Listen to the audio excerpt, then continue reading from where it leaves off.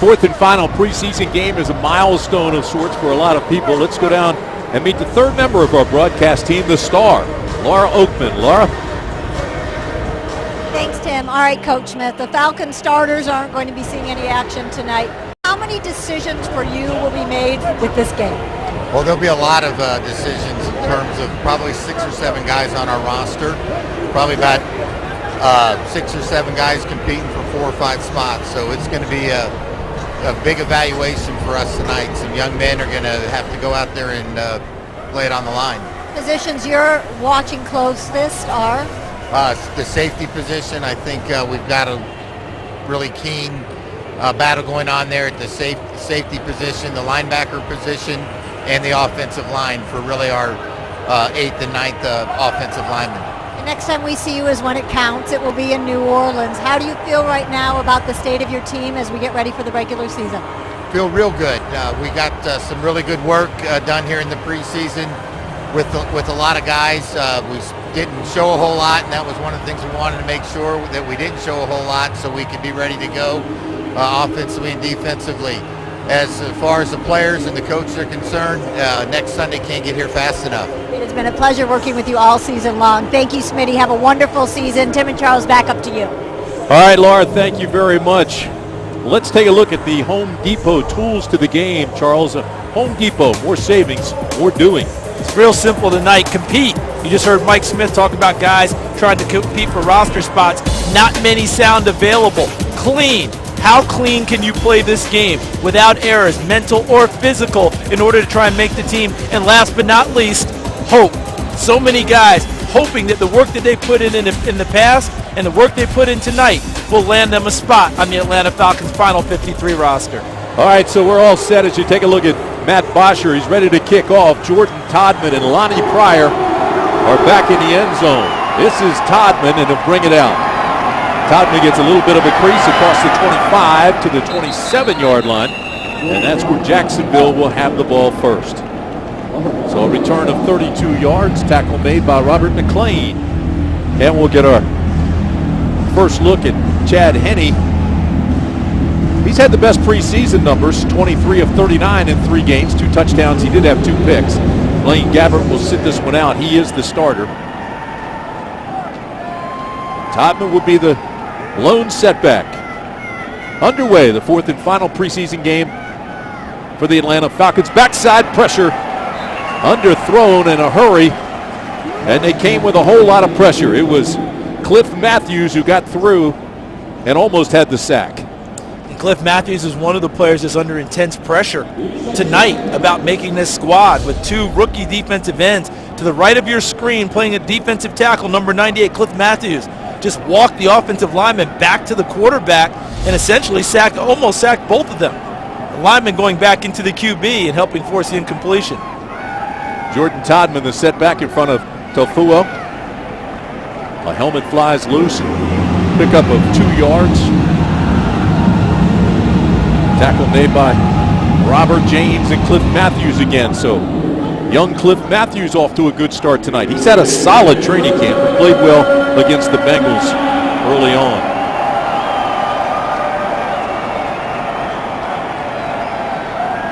So it'll be 3rd down and 8. Todman stays in the game. Henne out of the gun. Henne again with backside pressure. Steps up and it's picked off. Picked off Atlanta. This is Alford, and Robert Alford returns it inside the 30. So he struggled a little bit last week, but the rookie from Southeast Louisiana with the pick and return of 11. And what a nice start for Robert Alford last week. Had an up and down game, kind of uneven. Some good plays, but a lot of tough ones. And tonight, well done, looking to the inside, reading the pattern break of the wide receiver, number 18, Ace Sanders, and coming underneath to pick off Chad Henne's pass. Robert Alford tired of reading the paper saying he struggled last week. As would be expected out of a rookie cornerback. And I think, frankly, privately, the Falcons are kind of happy that he struggled a little bit, so he understands that this is tough league. Here you it's go. It's not going to be that easy. Sudden change. Dominique Davis is the quarterback. Hole off the right side, not much there for Quiz Rogers. Gain of 3. Notice we were reading in the local paper that Dominique Davis, the speculation is that the Falcons may want to opt for a more veteran quarterback to be the backup for Matt Ryan. I thought Dominique Davis got better and better with each game that we saw during the preseason. So it'd be interesting to see if the coaches actually agree with that local assessment or if they really feel like Dominique Davis is their number 2 quarterback. I think I said a gain of 3. Of course, it was a loss of 3, so they need 13. And Rogers takes it down to the 30-yard line. So just short of the original line of scrimmage. Senderick Marks made the tackle there. And the first guy in the hit was number 27, Dwayne Gratz, a rookie out of UConn, who's been very impressive in the training camp and early going for the Jacksonville Jaguars. So to bring up 3rd down and 11. Let's see what Dominique Davis does here. Rogers and Snelling flank him in the backfield. They need 11. Davis steps up. He's got a lot of room to run. Get it back to the 24-yard line. That's where Leroy Reynolds comes in and makes the tackle. There is a flag down. Holding number 73 in the offense. 10-yard penalty, repeat 3rd down. That's against Ryan Schrader. And that'll negate the gain of 7. Schrader's a rookie out of Valdosta State who's been impressive in training camp, playing him at the left tackle and the right tackle position. He's kind of come late to football. Didn't start playing until after high school. But look at it. Look at what happens at the end of this play. Watch Reynolds, number 56, coming after him. Darn near a clothesline. Yeah, absolutely. Kind of hit him in the chest first, and the hand got in up under his chin. So it'll be 3rd down. They need 21. Davis steps up into the pocket, throws underneath, has it complete. And Drew Davis, down inside the 30. So just like last week, the Falcons come up empty on their first offensive series as far as touchdowns are concerned, but they're lining up for a field goal. This is Jeremy Shelley, and he's had a great camp. It's going to be an interesting situation. See what the Falcons decide to do. Matt Bryant, the incumbent, I think they want him to obviously be around. He's had a little bit of a iffy back lately, and Shelley's been kicking so well, you wonder if they're going to let him go. This is from 48 yards. It's definitely long enough, but it is wide left. So Shelley, we praise him, and he misses to the left on a 48-yarder. We'll return to Atlanta Falcons football after this brief timeout. Take a look at the Bud Light projected starting lineups for Week 1 down in New Orleans. Of course, OCU Minura, he's the big pickup in the offseason. Peters, Babineau, and Parade Jerry. That's your defensive line. Charles talked about trying to get that pass rush. Sean Weatherspoon, Akeem Dent, Troy Bierman, of course, the big guys behind him, the young guys, getting a lot of playing time tonight. Pryor and Todman in the backfield. 1st down, Jaguars. This is a tap dance on the right tackle, across the 40 to the 41-yard line. Tackle made by Robert James. A lot of competition in the secondary. The rookies, Trufant and Alford, really pushing to start on the corner. It looks like Trufant will start. Asante Samuel won't play tonight, but Alford already has that interception, and, of course, Moore and Deku, your safeties. 2nd down and 8. Right side, Todman again, who's gotten all the snaps so far for the Jaguars. Todman in his 2nd year out of UConn, as Charles mentioned.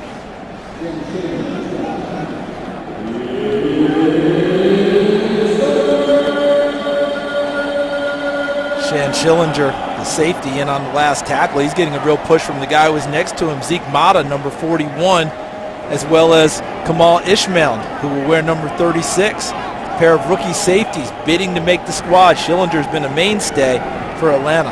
Get our first look at Denard Robinson for the Jags as he comes in to pass block. This pass is complete. It should be just enough for the 1st down. 1st down, Jacksonville. Cecil Shorts with the catch. From the left side of the screen into the middle, Cecil Shorts, who had a terrific year last year, many would call it a breakout year, almost 1,000 yards in receiving. Little flanker screen. This is Denard Robinson, who breaks a tackle and slithers his way up near another 1st down. Correction, that's Ace Sanders, and he picks up 9.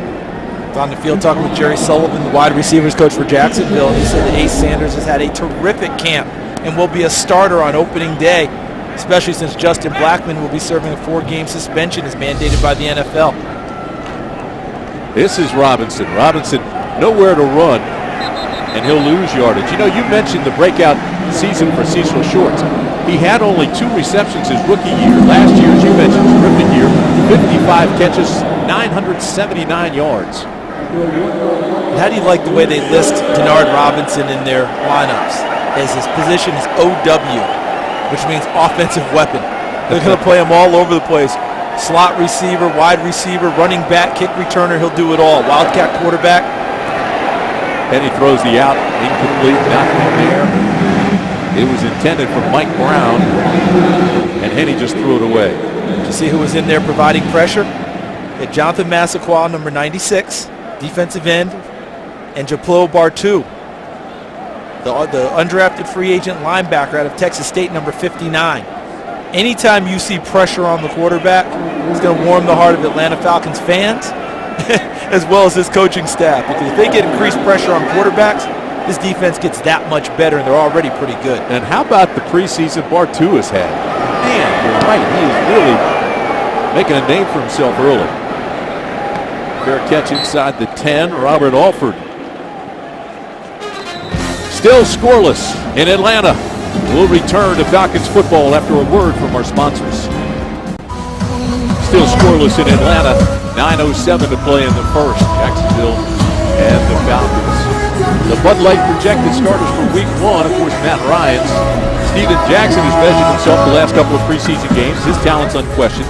Tony Gonzalez is back. Roddy White's still nursing that ankle. He's not 100%. Julio Jones seems to be after his little hamstring strain. Snelling and Ewing in the backfield here on first down. Falcons are backed up here, but they have a big gainer into the secondary.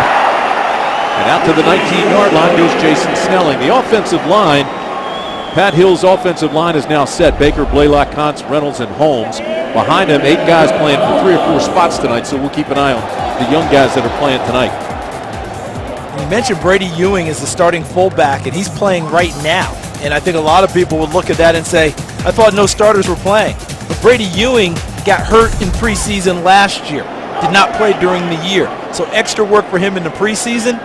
It's a must to get him ready to go for this for the regular season. Second down and 1. Falcons are stopped almost immediately. Not much there for Jason Snelling. So Derek Marks makes the tackle, a gain of 0 as you look at Brady Ewing. One of those self-made men too, Tim.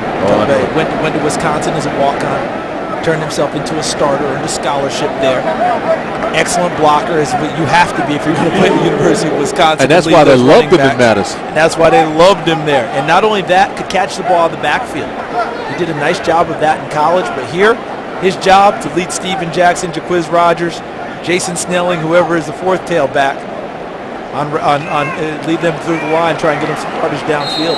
And on 3rd and 1, the young offensive line can't get any momentum. They lose yardage again. Leroy Reynolds makes the tackle.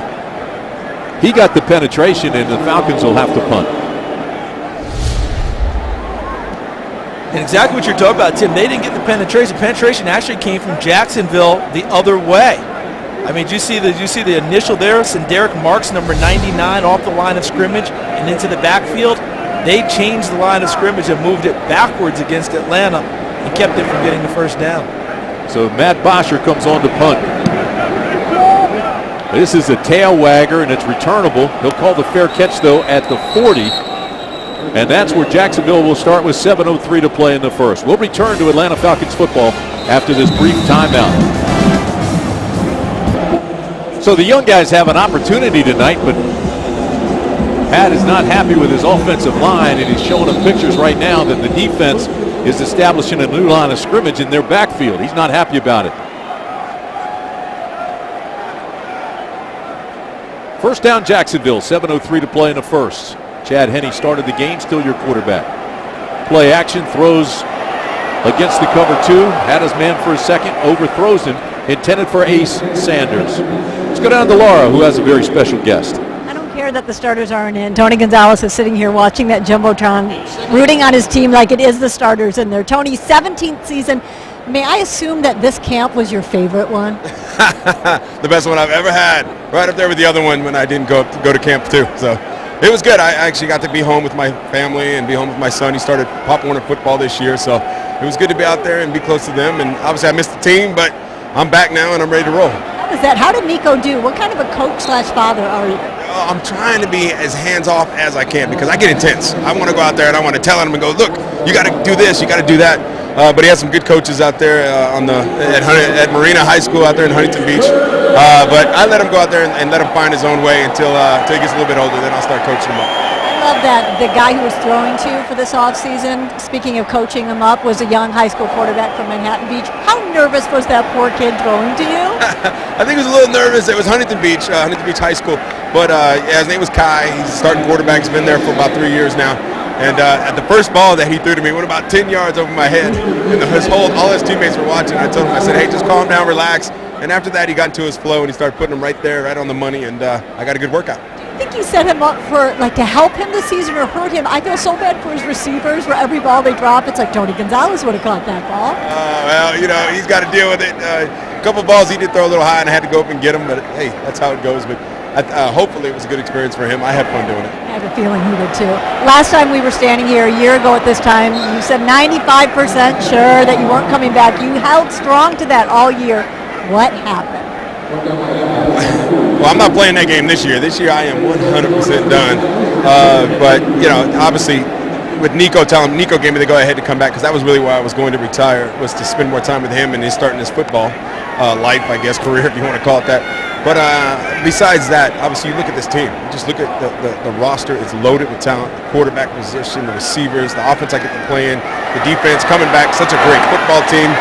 Hopefully we pick up where we left off last year. We get a chance to go to that ring, get that ring out in New York. That's the only reason. I'm chasing that ring, and this is the final year for me to try to get it done. I know that's the goal, and that's the reason you came back. But between the 13 Pro Bowls, between every record for a tight end in the league, is there anything else left for you besides the Super Bowls, or anything else you work on? Nothing. That's it. Obviously, I want to continue to improve.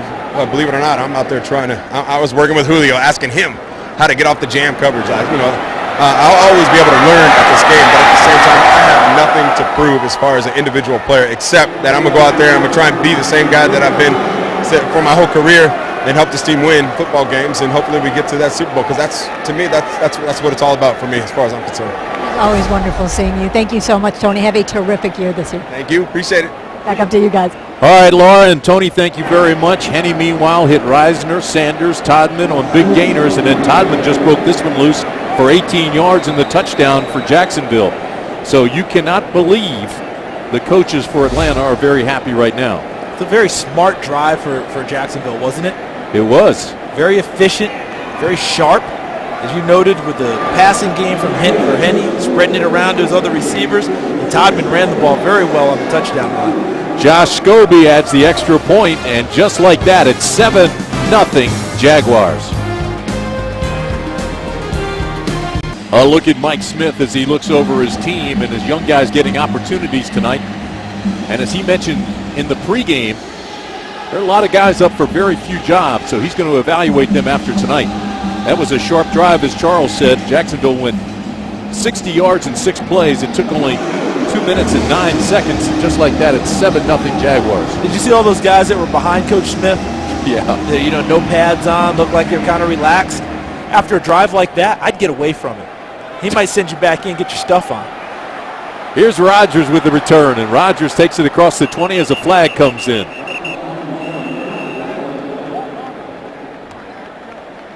Jacquizz Rodgers on the return, and we'll see what the flag is.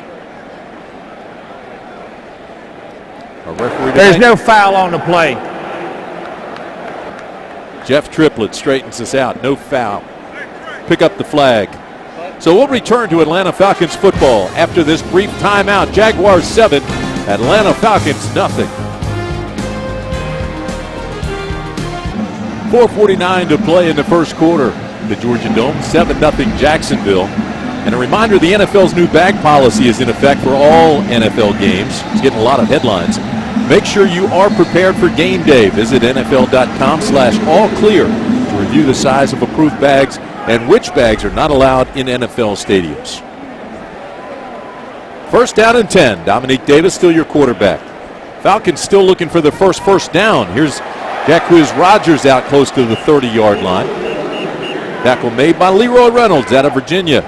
Gain of 8. And so many decisions have to be made in this fourth preseason game, not just about the roster spot, but about how much work you're going to get people. At right tackle, Lamar Holmes is a projected starter for the season. He's playing tonight. Normally you wouldn't have that, but he hasn't gotten that much work in his young pro career. Jacquizz Rodgers is your number 2 back. He's carrying the football tonight. Brady Ewing, your projected starting fullback. He's playing tonight. Again, he didn't play much last year because he got hurt in the preseason. Jacquizz Rodgers didn't have much there. Alu made the tackle, and then tempers flared a little bit. No flags. Lost 2 yards on the run. See Lamar Holmes, number 76, who became the starting right tackle. Mike Johnson got hurt early in training camp. And he's gotten better and better as time has gone on. Had a rough week last week, but a few of the guys did. I think there was a lot more twisting and stunting coming from Tennessee than maybe you normally see in a preseason game, and I think it caught him a little bit off guard. Yeah, I agree with that. Davis throws the out pattern. This is Snelling, and Snelling has the first down. So Atlanta gets its first down of the game with 3:32 to play in the first quarter.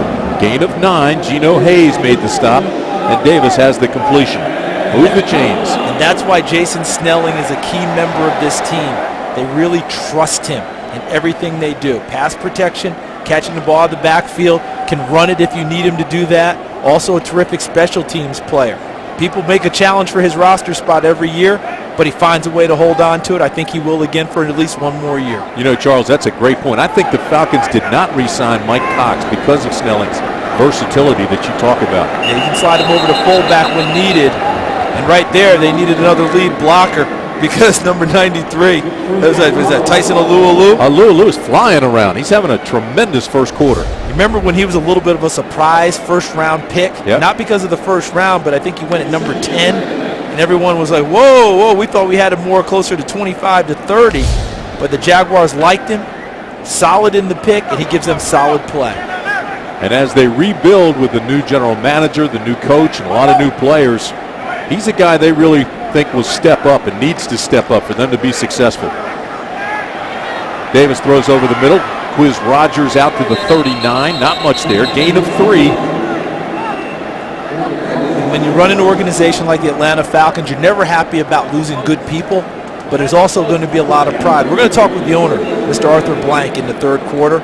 There's got to be some sense of paternal pride when he looks across the Jacksonville sideline and sees a general manager, Dave Caldwell, who was schooled here in Atlanta, in the Atlanta organization, now running his own organization. It's a good point. I look forward to your conversation.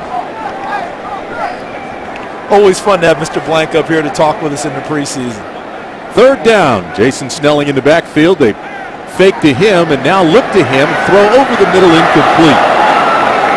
Snelling was open in the flats. Instead, Maven came in and had some pressure, and it was incomplete. It was intended for Darius Johnson, but again, Snelling looked open. Hard to make this throw. Why? Because the quarterback's feet are not clean, meaning he can't really step into this throw because he's feeling the pressure at his waist and legs. Couldn't get everything on it, and a little inaccuracy as a result from Jason Babin, number 58. So Matt Bosher comes back on to punt it away with 1:35 to play in the first. Justin Blackman looking for this one at the 10. Slips by one, looks for a crease, still on his feet to the 25, and look out to the 32-yard line. Finally tackled by Brady Ewing. You know, throughout the season, you can stay in touch with your Atlanta Falcons by watching the following programs on CBS Atlanta. Face to Face, Saturdays at 11:30 p.m. Game Day Live on Sundays. That'll be 11 a.m. And Post-Game Report, Sundays at 11:30 p.m. Tim, we've been around this team for now the third preseason game. Have you heard from any personnel that you've talked to from the Falcons? Have you heard the words, Player going out of bounds voluntarily on the kicking team, number 13. That 5-yard penalty is added at the end of the play. First down. And I'll get back to that. You cannot run out of bounds to elude a Right. block and then come back into the field to play and make a play. You have to be forced over the sideline. Anyway, have you heard anyone just say, okay, this is the Super Bowl year? I've not heard that from the Not at all. organization, but that doesn't mean that's not the goal. They're not spending a whole lot of time just talking about it. They just want to go out in the field and prove it. Matt Scott, meanwhile, is our new quarterback for the Jaguars, and he on the waggle looks deep, has his man over the middle, and it's down to the 40-yard line. There is a flag. I think it's going to be a personal foul against Atlanta for a late hit on Personal the quarterback. foul, number 21. Roughing the passer. Leading with the helmet into the body. 15 yards added at the end of the play. First down. So Brett Brackett picks up 29 yards, and they're going to add more to it. Yeah, that's Desmond Trufant coming on the corner blitz. Ends up leading with his helmet into the body of the quarterback. Now, on Saturday night in this facility, Alabama's going to play Virginia Tech. If that play happens on Saturday night, Desmond Trufant's ejected from the game. You're right. You're right. The new rule, Exactly right. that they have Yep. in college football. He would not be playing in the game anymore. Alabama, so-called experts have them heavily favored in that game. ACC getting a workout with the SEC early in the season. This is Denard Robinson picking up 2, but there's 5 or 6 games with the ACC and the SEC early in the season. One of them going on now between North Carolina and South Carolina. And last time I looked, South Carolina had a decided advantage. 17-7 was the score at the half. I think it was 20. I think they jumped it to 20-7 right before the half. I think kicked the field goal, but in any event, that's one of those matchups. How about South Carolina, Clemson and Georgia on Saturday night? I'll tell you, that's where I like the ACC. That's going to be a big one. Down, Now, Georgia going to is Death Valley. really talented, and Martin Richt, I've got all the respect in the world, but you know, nobody's picking Clemson. And that's interesting. It's really interesting because I think Clemson gained a lot in this facility in the Chick-fil-A Bowl and the last-minute comeback against LSU, beating an SEC team. So awfully talented with Taj Boyd, but those Bulldogs will be tough to handle. Oh, there's no question. It's a quality football team. Really talented. Right now, Jaguars just having their way. This is Mike Brown on the completion. This is the end. Makes the tackle, but that's the end of the first quarter with the score Jaguars 7 and the Falcons nothing. We'll return to Atlanta Falcons football after a word from our sponsors. Welcome back to Atlanta Falcons football presented by Russell Athletic. Jacksonville with a 7-0 lead and threatening again. Jacksonville 116 total yards against 36 for Atlanta. And right now, we talk about roster spots. Mike Smith, the head coach, talked about roster spots. Malachi Goodman, Stanley Mapunga, the defensive ends. Can they put some pressure on the quarterbacks of Jacksonville now? Denard Robinson almost has it picked off. Dominique Franks had a great read, a great break, just had to make the catch. Tim, go back to Baltimore and remember Dominique Franks? Missed an interception, broke up a pass, came back and got an interception. He's a guy who's battling for his roster spot here. With the 2 rookies that you mentioned, Trufant's going to start. Alford's got a spot locked down because he's a high-level draft pick and they love his potential. Can Dominique Franks continue to battle and keep getting noticed and make this team yet again? Yeah, that was a great play there, though. He read it, reacted. That was a much tougher catch than in Baltimore. It would have been a spectacular interception. Robinson spins his way down close to the 5. They'll mark it at the 6. Gain of 8. Take a look at our first quarter stats, and they're brought to you by AT&T.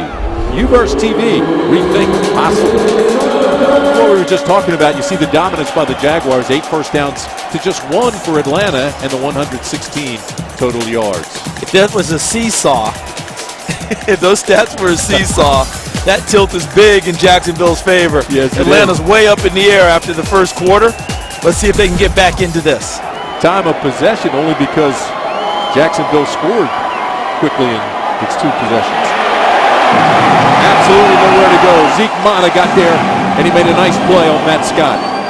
It's another play that goes on tape that goes into the plus column for a guy trying to make the squad. Zeke Mata has really caught the eye of the coaches. Look from the left side of your screen, coming from the bottom, right into the backfield. That almost looked like a pure running play for the quarterback, Matt Scott. Looked like a called run. Kind of like what he did at Arizona as a quarterback, and Zeke Mata was having none of it. So Josh Scobie comes on for the field goal attempt. 29 yards. And he splits the sticks. So Jacksonville jumps out to a 10-0 lead over the Falcons in the fourth and final preseason game. And we'll be back to Atlanta Falcons football after a word from our sponsors.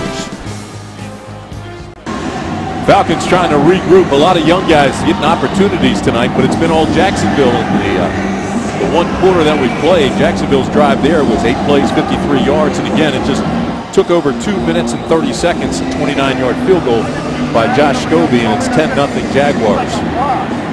So Scobie now to kick off.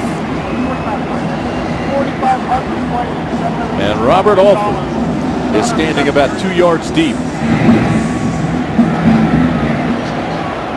Alford will take it on the goal line.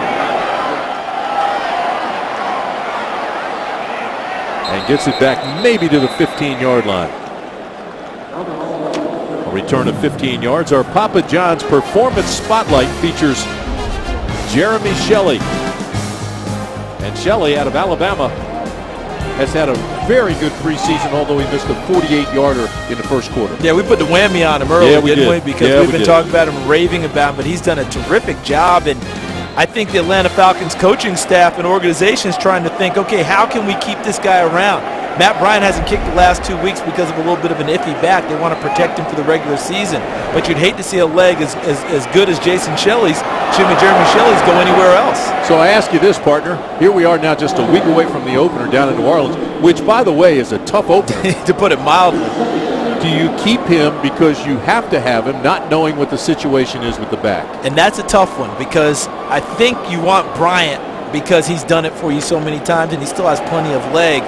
But if the back is that iffy, you may have to sacrifice one other roster spot to have Shelley, because you may need him in a game that's expected to be as close as the one in New Orleans. Frankly, I think Bryant will be okay.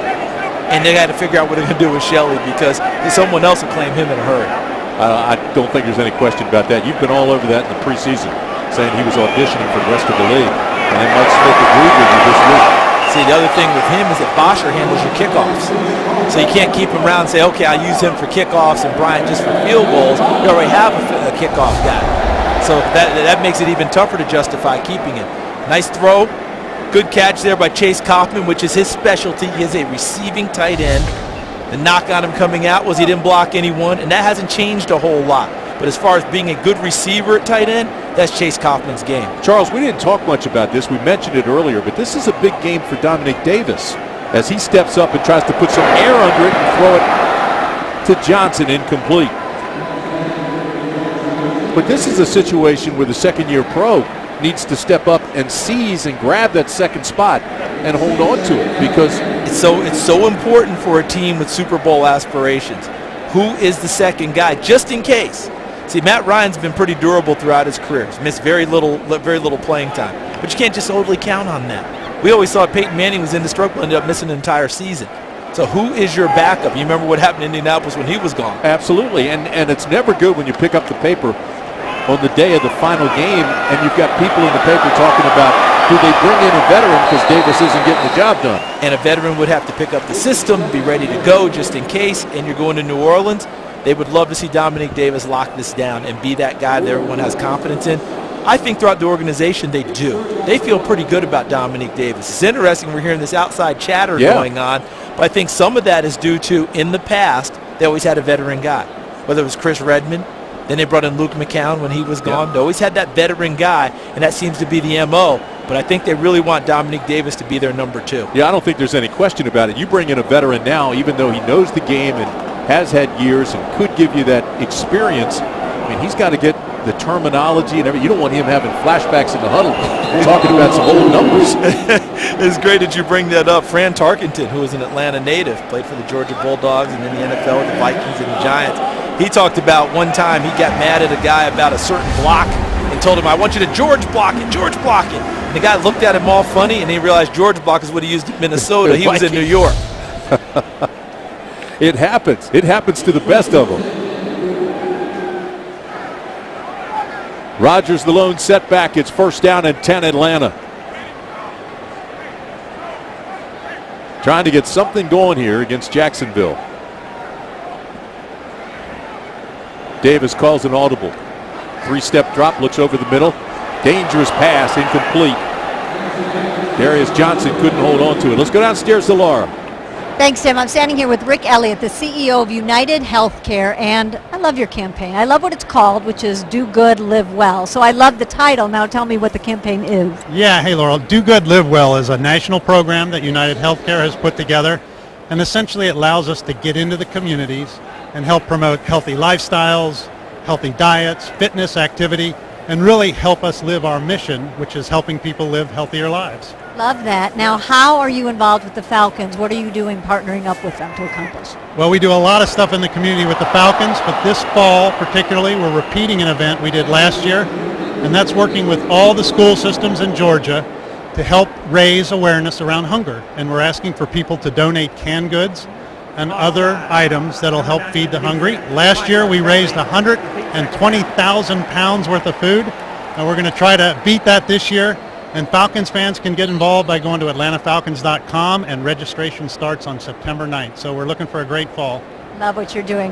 Congratulations and good luck on your fall as well as the Falcons. Thank you so much, Rick. Absolutely. Thank you. Thanks for having me. Back up to you guys. Good stuff. Thanks, Laura. Hey, Tim, Laura ought to have him come up and visit you and me because we need to do good and live well. He can help us with his health care thing in a big way. No question. We need help. Rick, here we are. Here's Quiz, who's got another first down for Atlanta and into Jacksonville territory. Gain of 6. And this is nice for Atlanta because they haven't had much generated on offense tonight.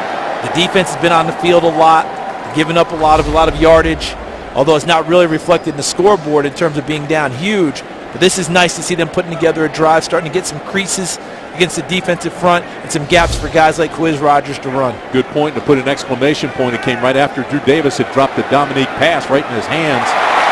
Davis to Davis, and now he has a completion and another first down. This one is to Kevin Cone. Kevin Cone fighting to make this ball club again. He's the 6'2", 3-year veteran out of Georgia Tech. We got late flag in, Tim. We had one of those extracurriculars, a little extra discussion after the play between a couple of the linemen. After the play is over and a first down. Unsportsmanlike conduct, taunting, number 61 of the offense. 15-yard penalty. It'll still be a first down. So Big Joe was taunting there, and he gets called for the unsportsmanlike.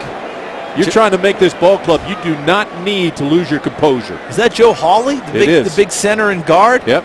Normally taunting, isn't that usually like a receiver or DB or a linebacker? Isn't that more in their territory? But if you watch it, they've been getting chippy on that line of scrimmage. I think probably because Pat Hill's put a fire under them. I was thinking the exact same thing you brought up, Tim. You go to the sideline enough and the offensive line coach is getting after you. You get a little fired up out there, don't you? Hey, you absolutely do. And they open a big hole for Rodgers on this play. Well done on the block. You just see on the left side, see how they moved him? Really well done. And then Brady Ewing, 34, going up inside with the fullback on the lead block on number 52, Brandon Marshall, allowed Jaquiz Rodgers to get to that third level, the secondary, in a hurry. Patrick DeMarco comes in as fullback. Here's Davis again, steps up, cannot elude the pressure. So Egbo makes the sack. Pernell Egbo from the top of your screen ends up beating Lamar Holmes, number 76, and gets just enough of Dominique Davis to bring him down. Egbo out of Stanford helped put that play away.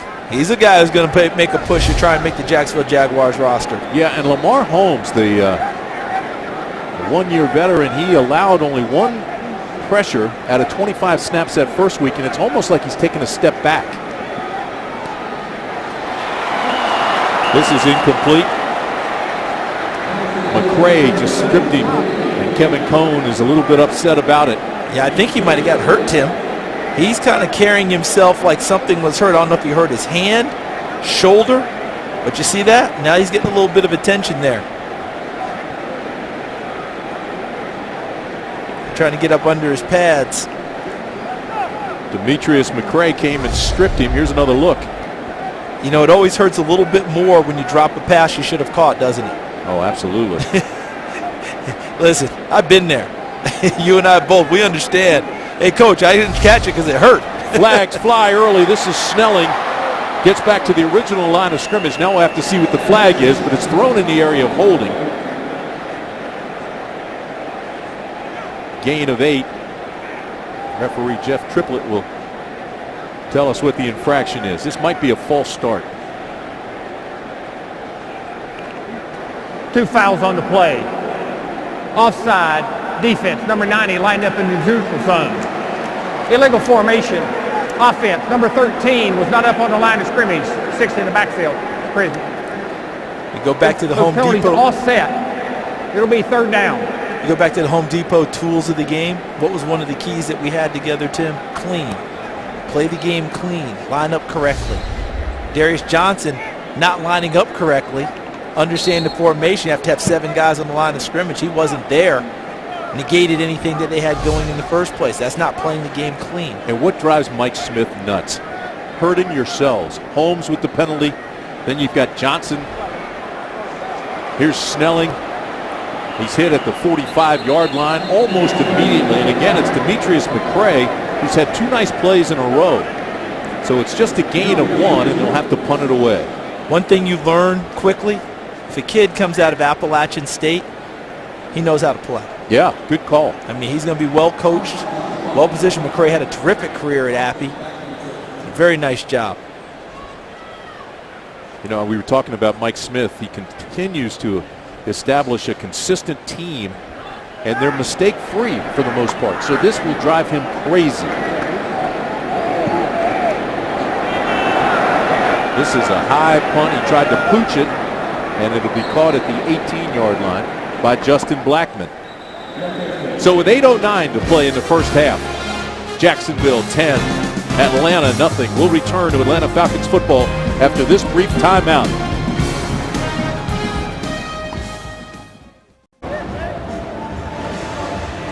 .809 to play in the first half. Jaguars 10 and Falcons nothing. They call him Will Blackman, Justin Blackman. Of course, Justin, wide receiver. Suspended 4 games. Can play in the preseason, but he's been suspended the first 4 games for violating the substance abuse program. Matt Scott is the quarterback, and Matt throws it on the out pattern, incomplete. It was intended for Mike Brown and broken up nicely by Desmond Trufant. Tim, you've been involved at all levels of football for a long time. I'm just going to pose this question to you.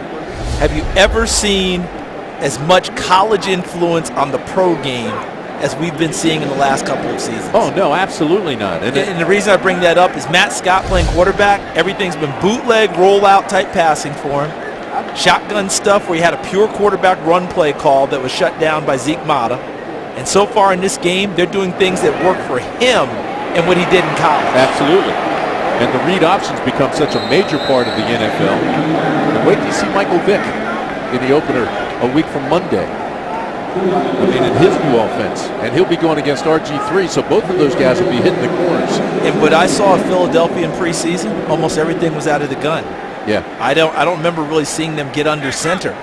And they're going to move it faster than they have before, although it won't be as fast as they were at Oregon because the officials won't let them do that with the mechanics. Right, that'll slow them down a little bit. But they'll still be faster than they've seen in the NFL as a general rule. Chip Kelly will still have his giddy up, believe me. We've had 3 guys take snaps for Jacksonville in the first half. And you had Chad Henne start. Matt Scott has been quarterbacking most of the way since. And Denard Robinson. And Denard coming in as that offensive weapon, wildcat changeup. And that was a nice play there on defense by Robert James, number 51, who is symbolic to me of where we're headed on defense now in the NFL.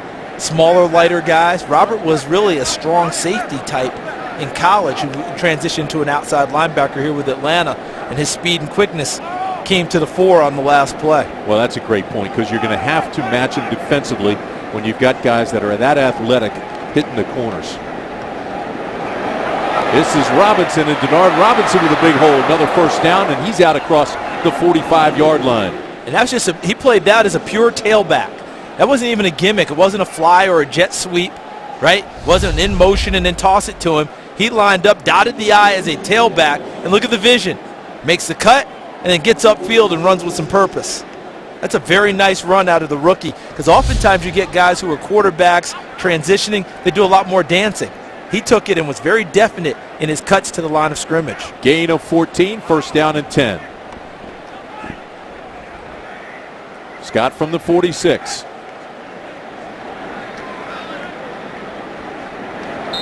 And Jacksonville has run that waggle so effectively that when they gave it to Robinson, there was a little hole on the left side. Didn't get much, though. That was well defended by the defensive front of Atlanta. Bartu got there, too. Guy gave him some nice push up front on that play. Was number 97, Mikanor Regis.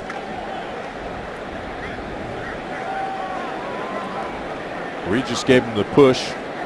Bartu came in and filled. A lot of pursuit by the defense that time. Second down and 9.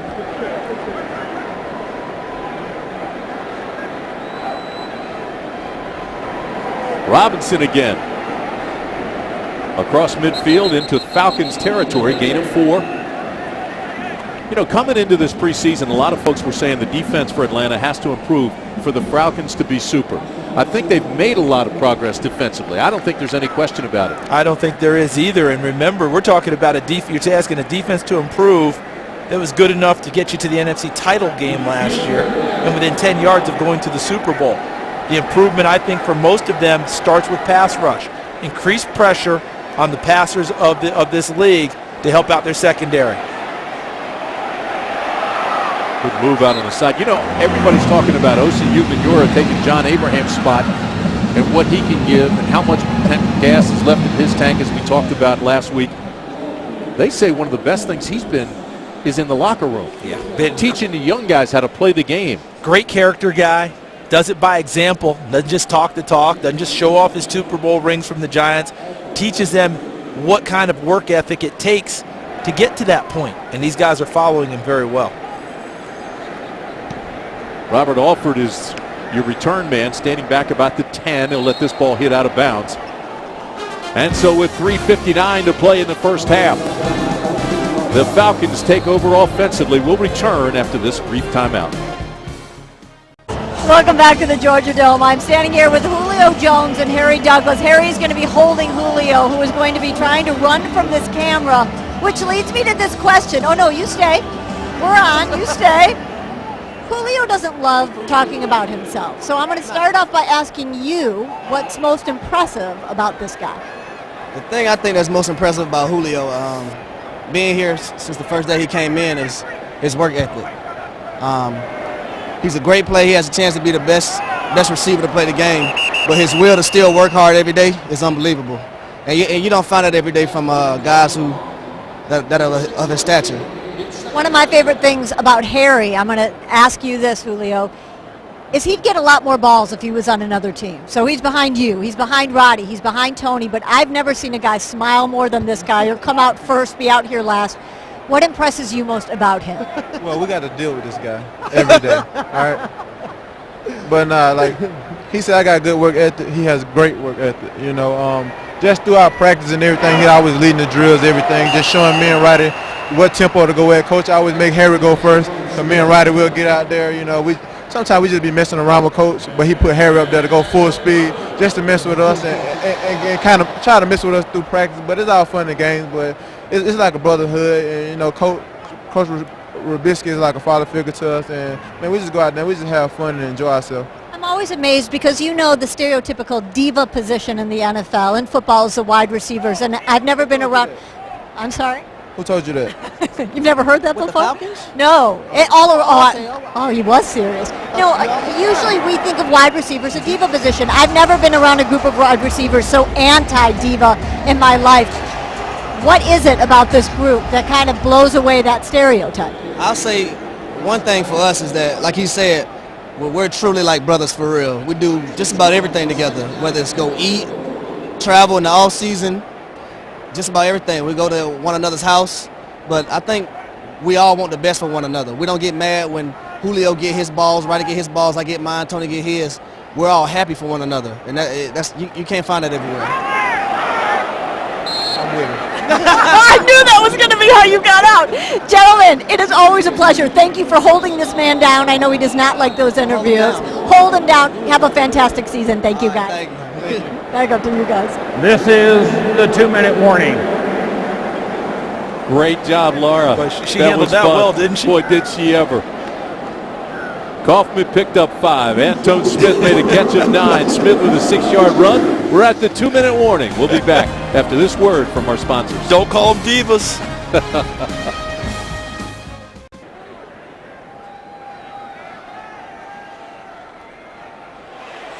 Start the final 2 minutes of the first half, and Davis with another completion. This one to Antone Smith. That's a gain of 8. So Davis has hit 3 of his last 4 passes. Coming up on Timeout. our X1 halftime report. Jacksonville, they're first. It's a 30-second correction. Xfinity. 30-second timeout. Put 150 back on the play clock. 150. Jeff Triplett, our referee. Let us go now, Jeff. Xfinity will bring you this. Laura with Matt Ryan at the half. We'll have highlights and stats for you. And, of course, the local news break. So we hope we give you enough, and you'll stay with us through halftime. Antone Smith had a pretty nice series. Yes, he did. Made some nice plays for them.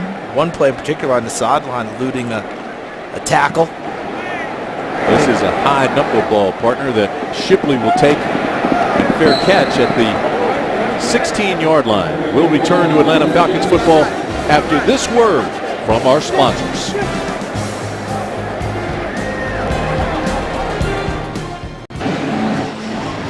(10-0) Jacksonville, 1:41 to play in the first half. Matt Scott still the quarterback for the Jaguars, and he's having a pretty good first half. Scott 5 of 6, 43 yards. And so even though he's playing behind Gabbert and Henne and trying to win a spot, at least on the practice squad, he's showing well tonight. And you notice how Jacksonville took the time out there, save some time for the kick, try and give Scott a 2-minute drill. And Jacksonville is trying to establish a new culture. Absolutely. Trying to establish a new winning culture, new head coach Gus Bradley. We mentioned the general manager David Caldwell, who came from Atlanta. They're trying to get things turned around in Jacksonville, and for them the preseason means something a little bit different than it does for an established team like Atlanta, where the preseason record really doesn't matter much and have much bearing on what we've seen in Atlanta's regular season over the last 4 or 5 years. Yeah, I don't think there's any question about it. This ball is incomplete. It was thrown too hard and underneath. Never a chance. It's very simple. This Atlanta Falcons team knows how to win, and that's not going to change in the preseason. They're going to do what they need to do to get ready for the season. See the easy coverage there, the good coverage. Dominique Franks once again on the scene. That was Justin Blackman who And that time it was had Justin to go Blackman. through his hands. He is getting some work before he sits out the 4 games as mandated by the league. Second down and 10, balls loose, and Atlanta's got it. Touchdown Falcons. Jonathan Massaquoi is the guy who made it happen, and now a late flag comes in. But the touchdown will stand. That's the kind of play you make when you're trying to make a roster. That's an attention-getting play. Makes a sack in the backfield and pops the ball free. Has the presence to pick it up with a big paw, elude Matt Scott, and hurdle his way into the end zone. Look, see how he punches it free there. Now watch him pick it up with the big paw, and look at him move.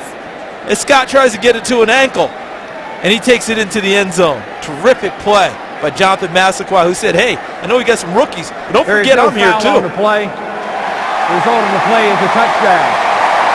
Second time we've had that with Jeff Triplett, haven't we? Absolutely. He's come out and told us there's no foul, even though there was a flag on the play. Second flag picked up. Here's Massaquoi again. He flashed talent early in the preseason. Coaches said he faded a little bit. That might have been fatigue in camp, but this was a big-time play and the 9-yard touchdown run. Talk about putting it on tape, as the players like to talk about, putting it on film. Okay, that's a winning type play. In the total evaluation, that could go a long way for Jonathan Massaquoi. Jeremy Shelley comes on for the extra point attempt. Good snap, good hold. And no good. All of a sudden, what's happened to Jeremy Shelley? He missed a 48-yard field goal, and now the extra point is no good. Good snap, good hold. He just pushed it. Okay, I think we get the blame for this? I'll take it. We talked him up too much, didn't we? I will take the blame. Talking about how well he had performed.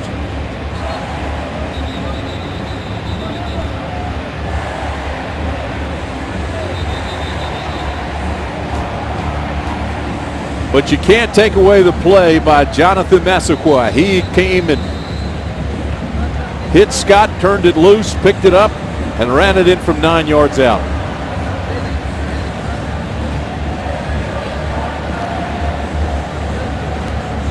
That's truly an attention getter, because everything was right about that play. He won at the line of scrimmage with his pass rush, beat the offensive player, got to the backfield, stripped the quarterback, picked up the football, made the nifty move, and took it into the end zone. Not much more you can do on a single play than Jonathan Massaquoi did on that one. So Matt Bosher to kick off, and Jordan Todman is standing in the end zone.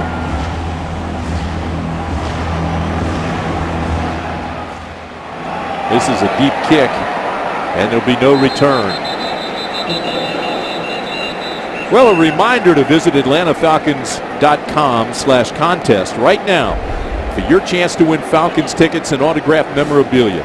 Winners will be chosen after tonight's game, so visit AtlantaFalcons.com right now before the contest is over. Nice way to end the preseason, get a few tickets for the regular season, and watch the team that a lot of folks are picking to be in the Super Bowl. And it's a tough ticket here in Atlanta. Yeah, when you look back over the years, the number of games they've had sold out have been precious few that haven't been. People support this team very well. 1:28 left. Mike Scott still the quarterback. He's been sharp in the first half. Scott's got pressure again. Rolls and has it batted down.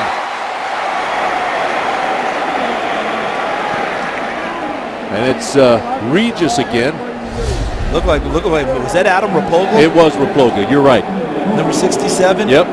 Now, he comes from a long line of terrific football players, Tim.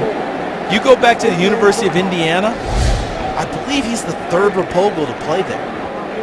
I mean, I was covering his brothers a few years ago back there, and I was like, there's another one? How many years of eligibility do you get at Indiana? I'd like to see the grocery bill in that family. All those guys corn-fed and hand-spanked. Here's a strike to the outside to Mike Brown. That's complete. Move the chains, first down. 1:14 remaining in the half. That's a gain of 24. Well-thrown ball, and that was over Desmond Trufant, another guy who's a projected starter on opening day, but because he's a rookie, is getting more work. The Falcons not just letting him rest on his laurels, beat him on the route. Now he can't find the football. So you got to be able to locate the football at the end of the route. Brown able to come down with the completion. Scott steps up, throws incomplete. It was intended for Reisner. And that's Paul Warlow. They have some stories on this Atlanta Falcons team that are as good as there are in the league about guys making the team. Paul Warlow came here, undrafted free agent out of Delaware, 11 tackles in the preseason over against Cincinnati, and hasn't looked back. How about that coverage on that play? Right? It was terrific. Japlo Bartu, Texas State, undrafted free agent. I think they're both going to make this team as linebackers. I mean, that's pretty good. And they've earned it. And the wrap and no call. So Robert Alford with good coverage that time on Justin Blackman. Talk about good stories. I mean, we haven't talked about Brian Banks very much. Let's talk about comeback guys after being unfairly incarcerated. Incredibly unfairly incarcerated. And holding no animosity, comes back, puts his life together, and this may be the end of the line for Brian, but what a great attitude. And guess who's here tonight? His mom. flown in for the game, met with Mr. Blank in pregame in the hallway. It's just a terrific story. And that one's picked off. Desmond Trufant was beaten once or twice, but there he's with the interception.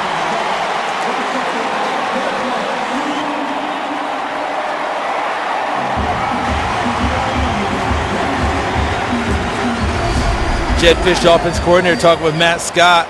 But look at Trufant. Nice job seeing the football the whole way. He was able to see all the way back into the backfield, Tim, and saw Matt Scott the whole way. He wasn't forced to turn and get out of his back pedal. Able to see back through what they call cluing between the receiver and the quarterback, sees it all the way, breaks on the ball. How about the back-to-back plays from the rookie DBs? Robert Alford with the pass breakup. Trufant comes up with the interception. Boy, tremendous pick, and described so well by a terrific cornerback himself, Charles Davis. You obviously didn't see me play then, but I appreciate the nice words. You know what they say, partner. At least people tell me all the time, the older you get, the better you were. And in telling the story, you get a whole lot better, too. Final 50 seconds in the first half. We've seen a lot of players here in this first half, as we expected. Timeout. Atlanta, their first, the 30-second timeout. Now the Falcons want to see how this group responds to the final minute.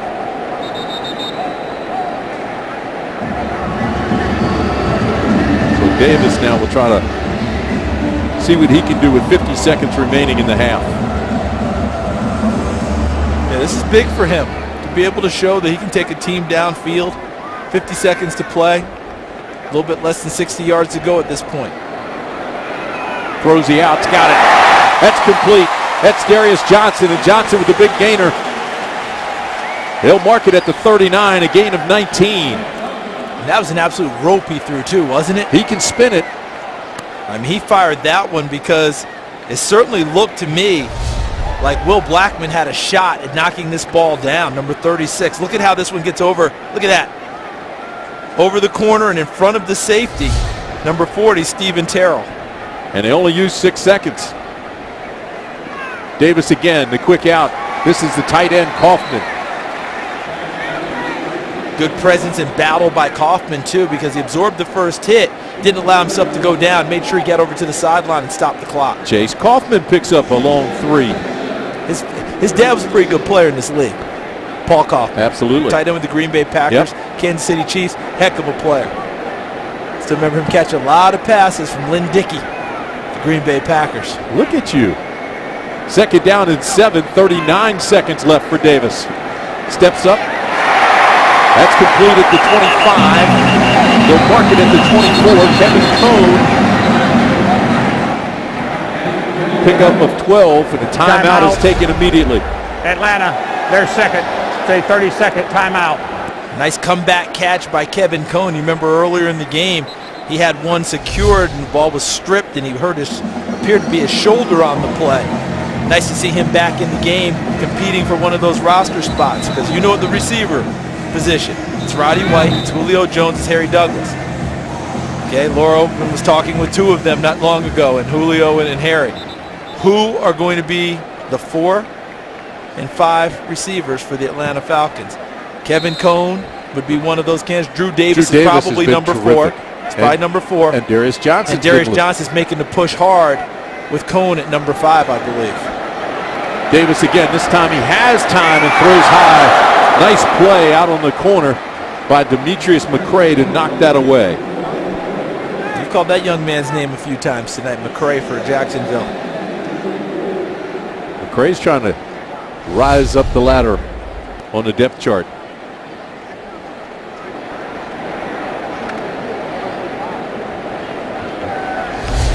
Intended for Kevin Cone again, so it'll bring up second down and 10 with 24 seconds remaining. Coaches said that the Falcons have gotten way too many field goals and not enough touchdowns in the preseason, so they would love to see a score here. This one overthrown. It was intended for Chase Kaufman.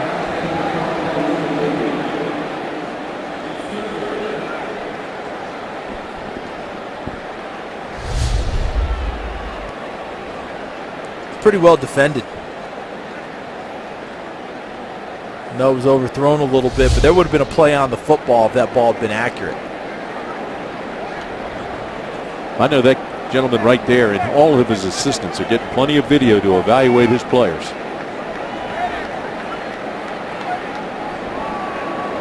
Third down and 10. Final 20 seconds. And knocked away. This is another nice play out on the corner. And there's not going to be enough. Johnson was the intended receiver. Will Blackman, number 36, pretty much runs the route with Johnson. Look how he drives through, comes over the top, and tries to script the arms and knock the ball away, which he does successfully. So this will be a 42-yard attempt from Jeremy Shelley. This would be a good time for him to get back on the beam, wouldn't it? Oh, absolutely. If you're trying to force people into making good decisions for you. He missed from 48. He missed the extra point. And this one's good from 42.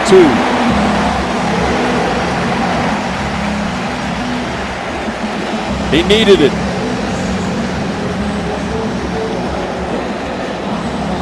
Ten seconds left in the half. I thought Davis did a pretty good job moving that offense. I think that will show well for him. You're right about the Falcons wanting more touchdowns to cap off drives, but that's the type of drive right before the half that any points are good on the record and good on the ledger. And I thought Davis did a really good job of rallying them downfield. And you can tell it's preseason. Look at Smitty. Look kind of loose there, laughing with the officials. And then he turns right back into being the head coach. Very efficient. He took over with less than a minute to play in the half and used the clock and elongated the time and did a nice job getting 3 points.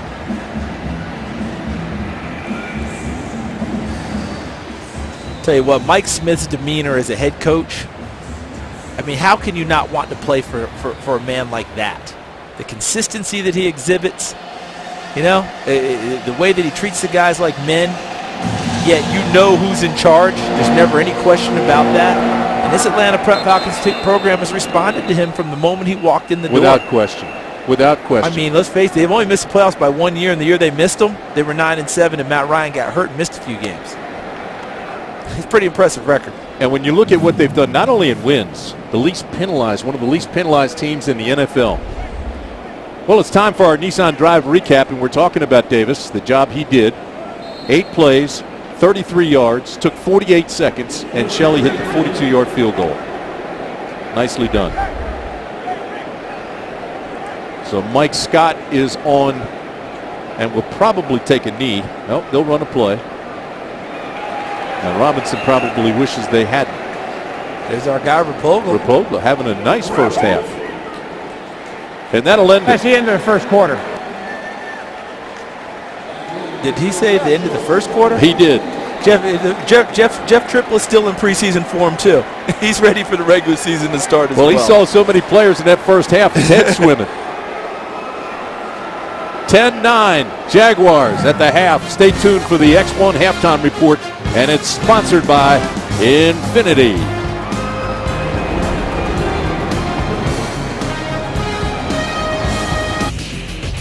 Welcome back, everybody, and a reminder as we start the second half, the NFL's new bag policy is in effect for all NFL games. Make sure you are prepared for game day when you come to rise up for the Falcons. Visit NFL.com/allclear to review the size of approved bags and which bags are not allowed in NFL stadiums. And believe me, it's for your own safety. I want to welcome to the booth now the owner of the Atlanta Falcons, Arthur Blanket. What a great job you've done with this ball club. 10 yards short last year, and I know that's been the goal and the drive in the offseason, and it looks like Mike's done another great job bringing in a lot of great players. He has. We've been working. My aspiration when I bought the team 2001 was to create a sustainably winning team, a team that guys like Tim and Charles would talk about in preseason as being an important team in the NFL. And the fact is, the last 5 years, 5 winning seasons back-to-back, the most wins in the NFC over that period of time, second most wins in the NFL, only to the Patriots. So we're thrilled with where we are. Our team is better.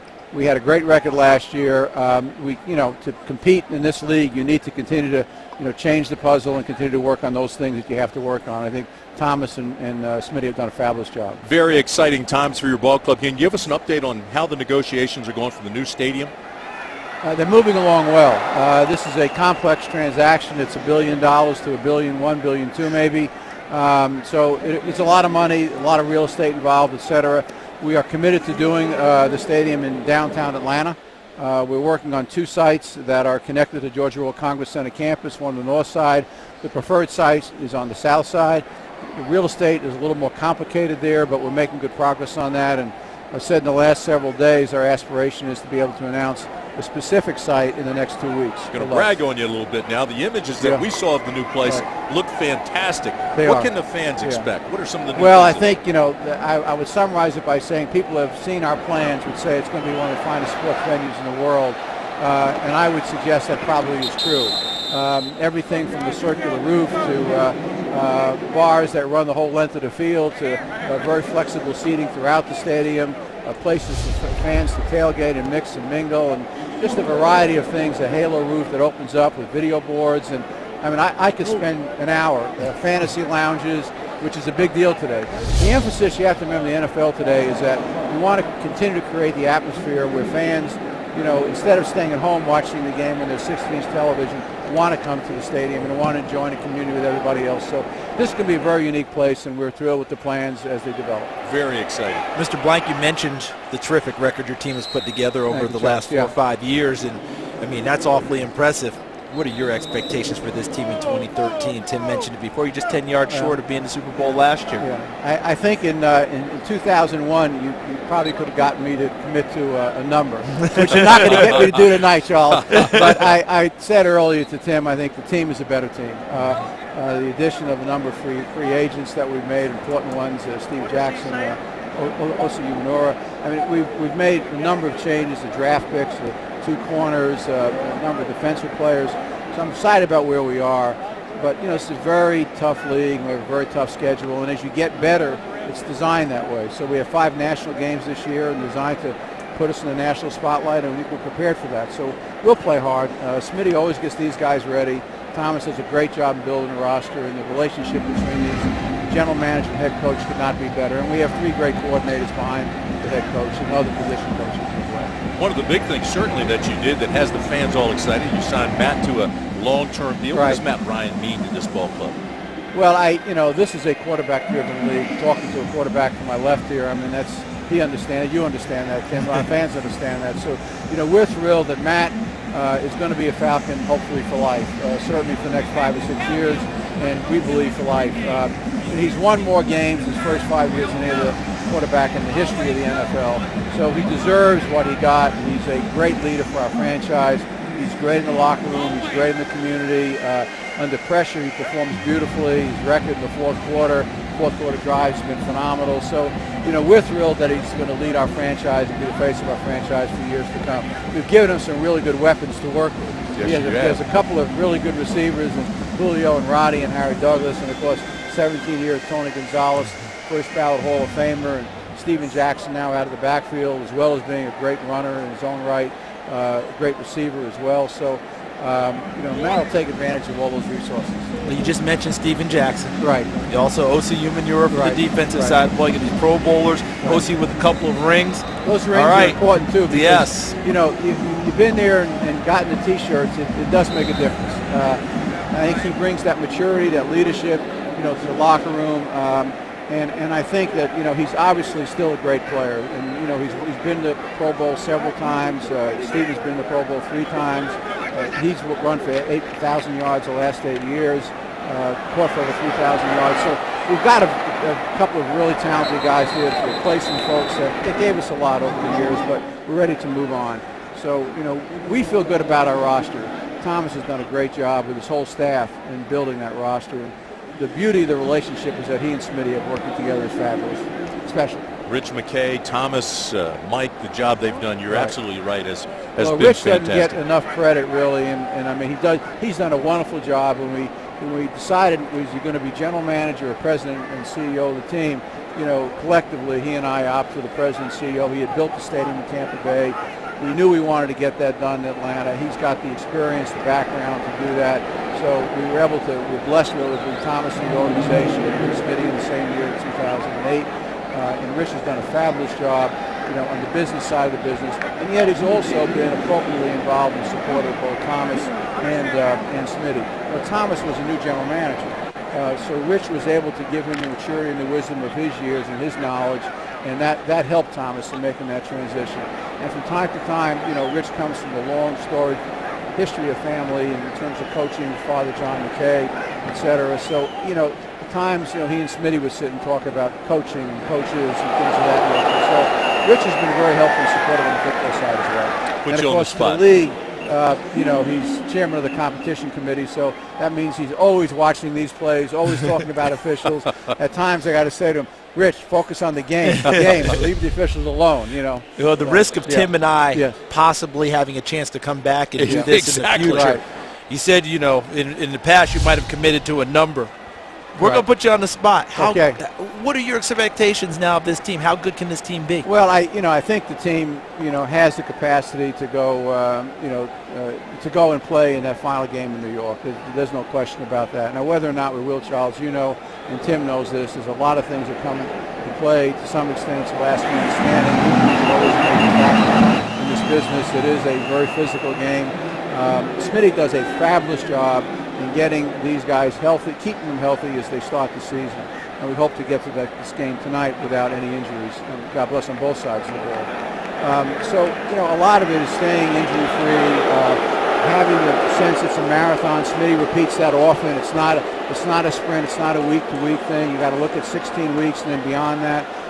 Yet he's got a really good balance of having the vision long-term, working with Thomas, building the roster, building a sustainable organization, yet focusing from week to week to week, because he understands it is game to game, it's quarter to quarter, it's play by play. So, we've got a really good team working there, and I'm optimistic about the year, but we'll have to play the games. That's why they don't give them to you, right, Charles? That's what they tell us all the time. Although we like to claim a few, right? Yeah, no, it doesn't work that way. Arthur, thank you so much for your time, and congratulations on all your success. Well, thank you very much. And you set them up for success, and I know the fans appreciate it greatly. Well, we do, and I think it's not our preseason hasn't been everything we want it to be, but fans have to remember also the preseason is really a time to build a roster and to evaluate players, evaluate talent, and frankly, coaches don't like to show a lot of new things. I mean, even if they have answers, either offensively or defensively, they tend not to show a lot of new things.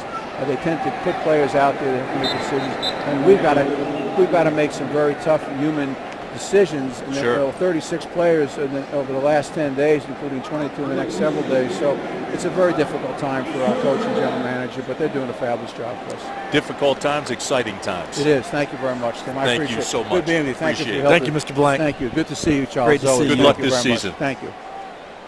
Arthur Blank, the owner of this tremendous franchise here in Atlanta. And what a job he has done, what a job this ball club has done. And they are now striving to reach that final goal, which would be the Super Bowl, and just one of the next steps in the progression of this successful franchise. Jaguars on the move here as Todman takes it around the right side. Very nice defensive play.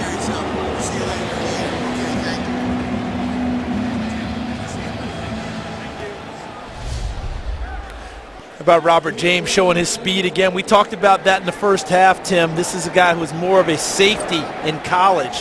Safety then became kind of that outside linebacker, hybrid type player. Strong safety outside linebacker at Arizona State. We saw that flash again. With the speed that you talked about that's needed so badly now in the NFL. This is a 32-yard attempt.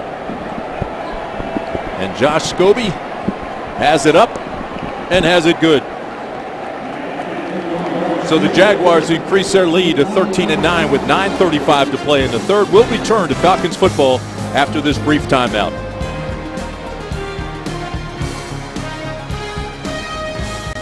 Welcome back to Atlanta Falcons football presented by Russell Athletic. 9:35 to play in the third. Jacksonville, 8 plays, 49 yards, took 3 minutes and 21 seconds. And Scobie hit the 32-yard field goal, and now the Jaguars lead 13-9. Tim Brandt, Charles Davis with you, along with Laura Oakman down on the field.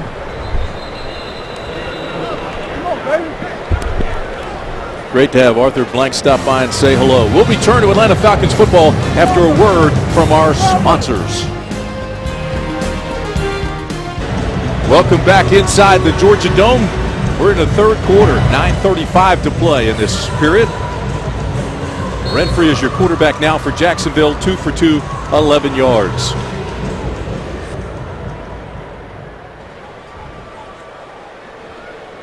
First down, Falcons. Sean Renfrey, the rookie out of Duke. 2 for 2 on his first drive. Here he is, steps up in the pocket, looks for help, and now he runs it out of there and slides down across the 25-yard line. Pick up of 5 yards by the rookie. Well schooled in the passing game at Duke under the tutelage of David Cutcliffe, who tutored Peyton Manning at Tennessee, Eli Manning at Ole Miss. Sean Renfrey, one of the latest guys in his tree of quarterbacks. So it looks like he's locked down the number 3 quarterback job in Atlanta. Bring down 2nd and 5 for the Falcons. Renfrey throws deep, and there's a miscommunication.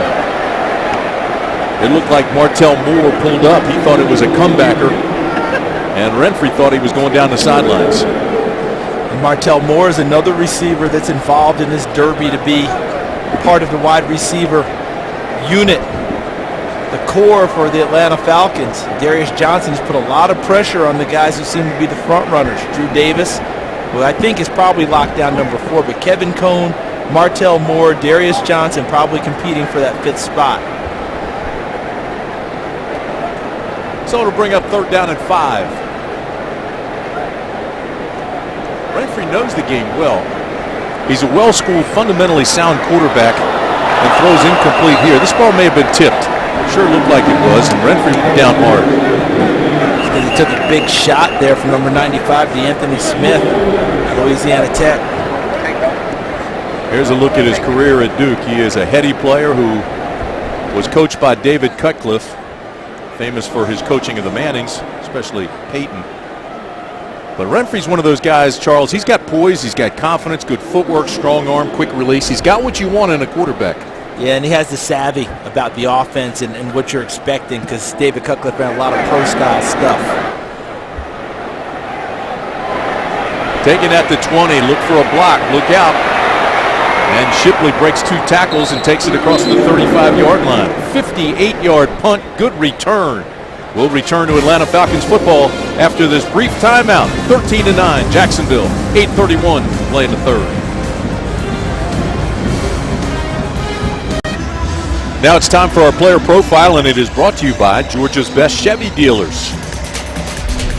Every team needs a couple of good, strong fullbacks. How about Patrick DeMarco, who I'm not sure if he knows this, but his alma mater, South Carolina, winning big tonight. I think they're in a lightning delay in their game against North Carolina. But he's a guy who grew up a big Gator in the Orlando area. And guess what? Couldn't really get a scholarship there. Ended up at USC. South Carolina playing for the old ball coach, the big Gator himself, Steve Spurrier, and has done a nice job turning himself to a heck of a good football player. Boy, USC got out to a quick start against Carolina tonight. 3rd play of the game, threw a bomb for a touchdown and 7-0 out of the gates. Carolina couldn't recover. Yeah, and Patrick DeMarco, a good lead blocker, catch the ball a little bit out of the backfield.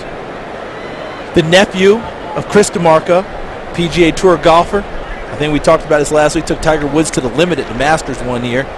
And his cousin, Chris's son, is starting to turn heads as a golfer himself back in the Orlando area. Really? Yeah. Look at you. He's starting to turn heads already as a high schooler back in Orlando, Florida. Quarterback is Mike Kafka now. He throws deep with nobody home. Kafka now 0 for 3. Kafka, 6'3", 225-pounder, originally the 4th pick of the Philadelphia Eagles. Spent some time with the Patriots and now with the Jaguars and trying to catch on.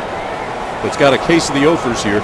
He's 0 for 3. What's interesting about him and Matt Scott, who played a lot in the first half, both of them have excellent legs that they possess. Good runners in college.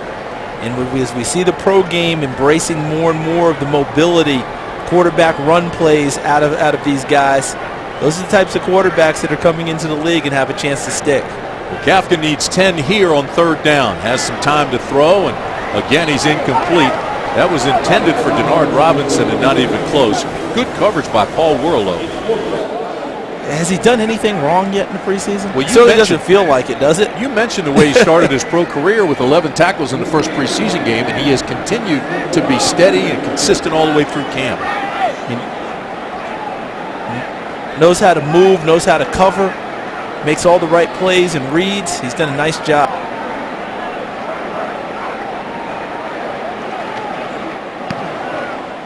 This is a high spiraling kick. Alford takes it at the 15, looks for a block, can't find one, and goes down at the 22-yard line. 49-yard punt. Not much of a return, but will return to Atlanta Falcons football after this word from our sponsors. Hey, everybody enjoying the ball game tonight. Big night here in Atlanta. They've got the Jaguars game. They've got the Braves playing. Braves in the middle of a pennant race playing like the Braves of old. And the Falcons, of course, one of the favorites to get to the Super Bowl this year. A lot of work yet to be done in a tough opener next week down in New Orleans. 8 minutes to play in the third quarter. Renfrey hands off. This is Antone Smith. Smith with a big gainer. Move the chains. First down. Falcons. Gain of 13. And Antone Smith is letting everyone know, don't forget about me in this running back race. And one of the things that he possesses, excellent special teams play. So he can run it from the backfield for you, as a guy that you can insert. But the biggest thing that he brings to the table is that he plays on all the special teams and does a nice job for them. Sean Renfrey in a first down situation. Josh Vaughn, the running back now. This is Vaughn, stutter steps, look out, big hole, look out. Vaughn to the 20. So long, touchdown. Josh Vaughn, 65 yards.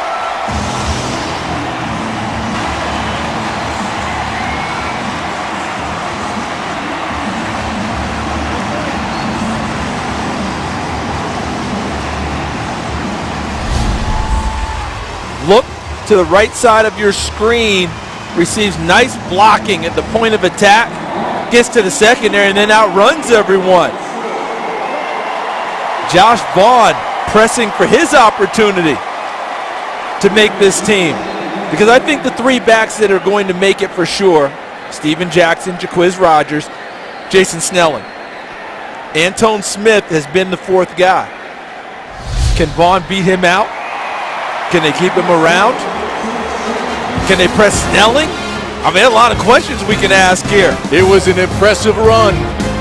We'll return to Atlanta Falcons football after this brief timeout. Josh Vaughn trying to get his breath back after a 65-yard touchdown run. What a stutter step at the line to watch it develop.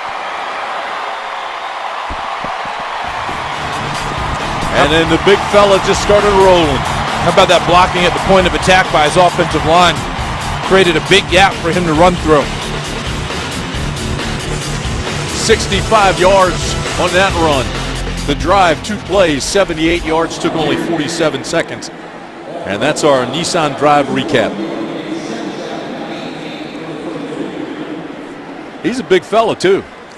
Almost 230 pounds, and he can ramble. Tim, we weren't running up against many of those guys when we were playing, were we? No. Now it's every week when you face a feature back. Those are the types of dimensions you're dealing with. And can run. Again, a miscommunication. Kafka thought he was going deep. Palmer stopped. And so Kafka now 0 for 6. That's not good for him, obviously. But even more urgency added to it. You know why, Tim? There's Jed Fish, the offensive coordinator, who's terrific. All right? I mean, he is great. Big time in college, University of Miami. Had been at University of Minnesota before that. He's tasked with really fixing Blaine Gabbert, who will be the starter when they begin. But the urgency has increased for Mike Kafka and the other quarterbacks because Ricky Stanzi got picked up. And he's now in uniform. Probably won't play tonight. But they may have picked him up with the idea he's going to make the team. Maybe someone else won't be there. Yeah, I don't think there's any question. I mean, they're certainly going to give him that opportunity. This ball to Shipley is complete. That's his first completion of the game. 4-yard pickup. Dominic Franks knocks him out of bounds.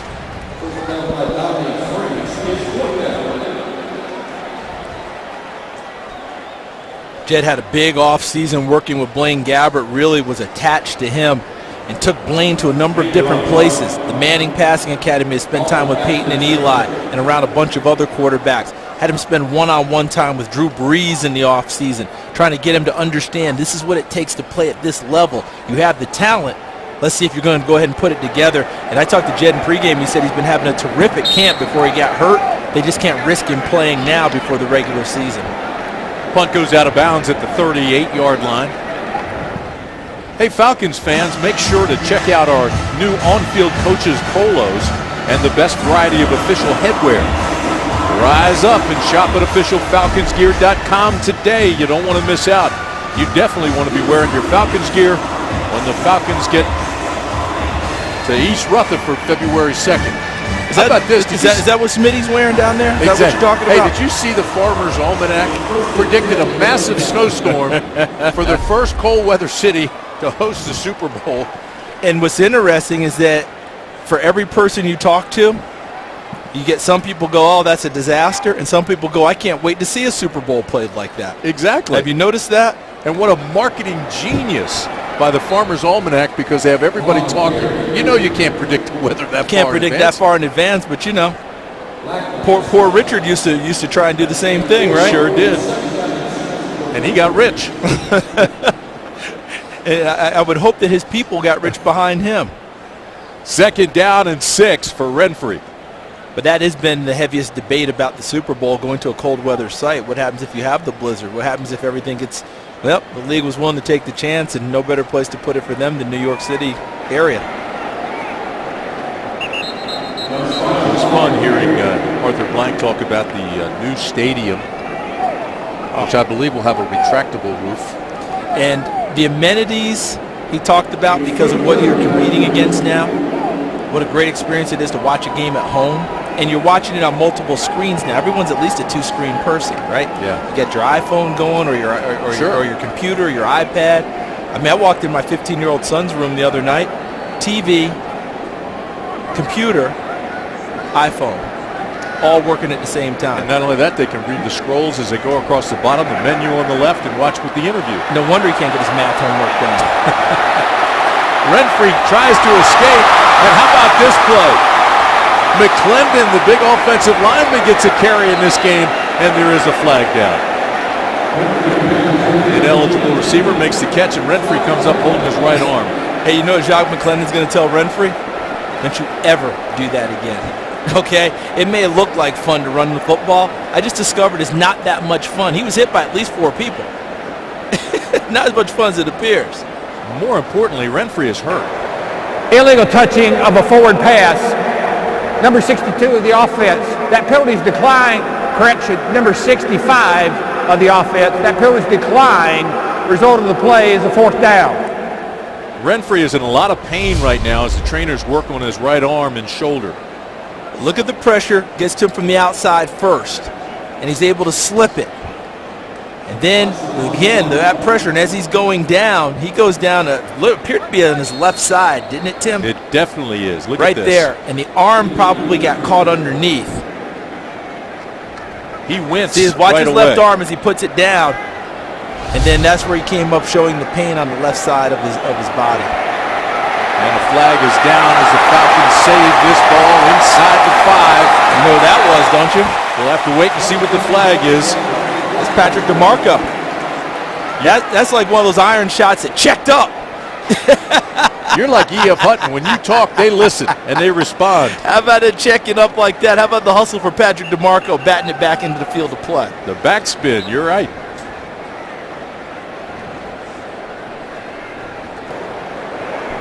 Ineligible downfield on the kick. Number 42 of the kicking team. That penalty's declined.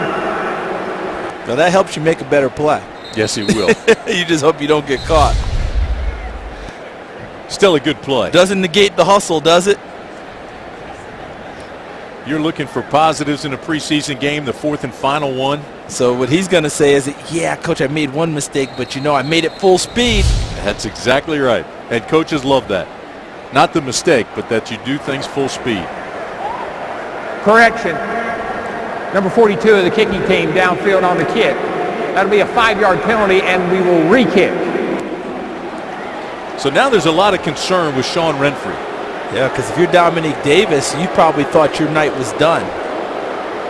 And now there's a pretty good chance you're going to have to go back out there and run the team again. And Matt Ryan is nowhere close to being put to play, and they're not going to put him in. Left arm going down,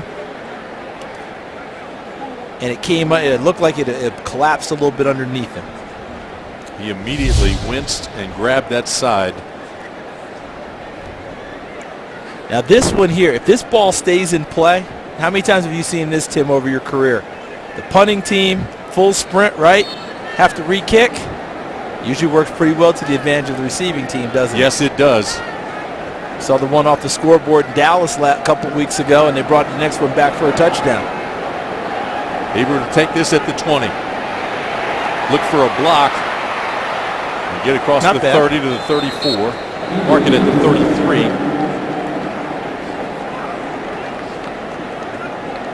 So the game is slowed down slightly now. 3:56 to play in the third. This is one of those games where a lot of guys just want to get it over. Let's start preparing for New Orleans. So that penalty cost Atlanta about 30 yards in field position from where they batted it back into play and would have killed it. Yeah, this has not been a good night for the Falcons with penalties. One of the least penalized teams in the NFL, and that certainly will get the attention of the coaches. But they've been done by young guys, as you said, trying to give a little extra effort. Here's Kafka. Has that one complete to his tight end, Reisner, and Reisner's out to about the 45, just over the 45-yard line. Another first down, pickup of 12.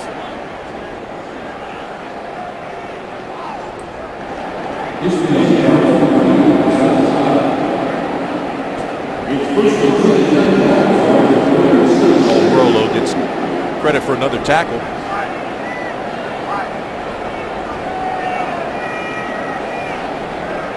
Got Harry Douglas warming up on the sidelines. He's going to come in at quarterback. The emergency guy. Guarantee you won't see that. No, Terry Robisky would go take his helmet first, and what a nice play out on the corner. Nice tackle. Looked like Terrence Johnson, right? Number 38. Yes, sir. And this is where the coaches have to be really diligent rolling guys in and out of the game to make sure everyone gets some playing time so they can get guys on tape to evaluate. That's about as well as it's going to be done on the corner. Terrence Johnson, 5'9", 195-pound second-year pro out of Cal. Douglas has some really nice motion. He never lost his ability to throw. And right now he's telling everyone on the sideline just how nice it is. You know, I could play quarterback in this league, but I chose to be a receiver. Remember Brian Mitchell with the Redskins? Yes. Came in a situation, had to quarterback. He had quarterbacked in college some. He was terrific. Then it was called Southwestern Louisiana, Raging Cajuns. He was fantastic. Denard Robinson picks up 4. Regis with another tackle. Go back even farther than that with the Baltimore Colts. Tom Maddy. Look at you. Tom Maddy. I knew we were getting there. We almost beat the Green Bay Packers in the playoff game. Still, you asked the Colts, a disputed field goal by the Packers. Absolutely. Right? But the Packers were the team of the 60s. Renfrey taking it to the house. And I guarantee you that shoulder or that arm is going to get a lot of attention. Nice shot there by Kafka. That's a nice throw. Get those shoulder pads off, get that jersey off, examine that thing. May even be an x-ray involved. Well, if people were talking about bringing in a veteran quarterback, depending on the extent of the injury to Renfrey, that could very well happen now. So Laura Oakman tells us it's his shoulder on that side. So we'll go in and look at that thing. Down to the 35-yard line goes Denard Robinson. And there is a guy with a whole lot of talent. We've seen him in several spots tonight. Running back, quarterback, out of the Wildcat. Seen him at wide receiver.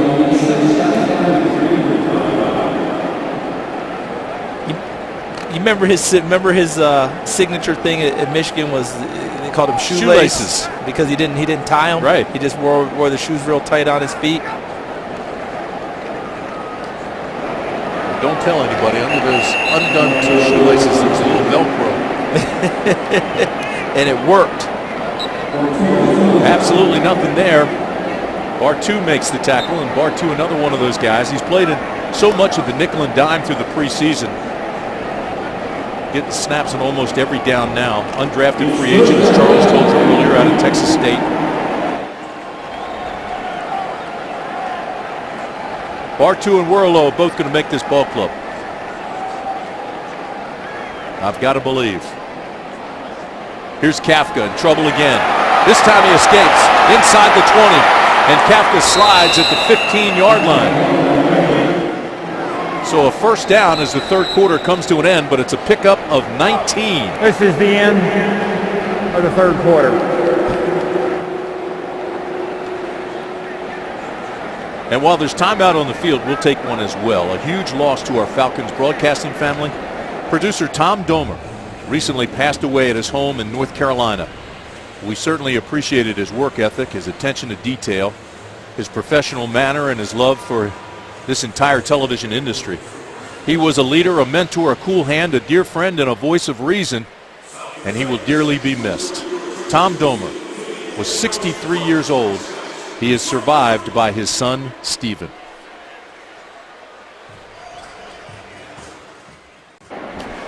Welcome back to Atlanta Falcons football, presented by Russell Athletics. We are got Denard Robinson. 11 carries, 33 yards, 1 catch, 3 yards, 0 for 1 passing, but just the threat having him in there gets the attention of any defense. And the carries have been from the tailback position, from the running back position. They have been the fly sweeps, the jet sweeps, and gimmicky type things. The only gimmicky thing we saw was him in the wildcat spot, throwing the football out, trying to hit Justin Blackman, almost picked off. But just having him in that lineup will got to count for him. Yeah, make the defense a step slow, just being careful.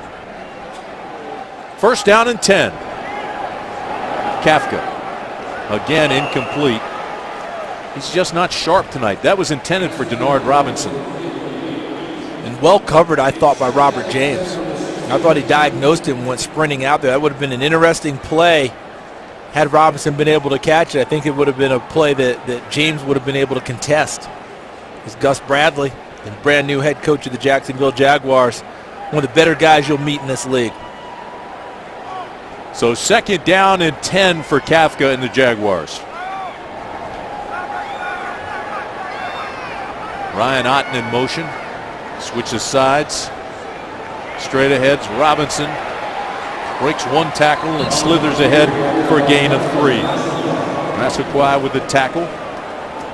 Take a look at our third quarter stats. They're brought to you by your local Hyundai dealer, Group.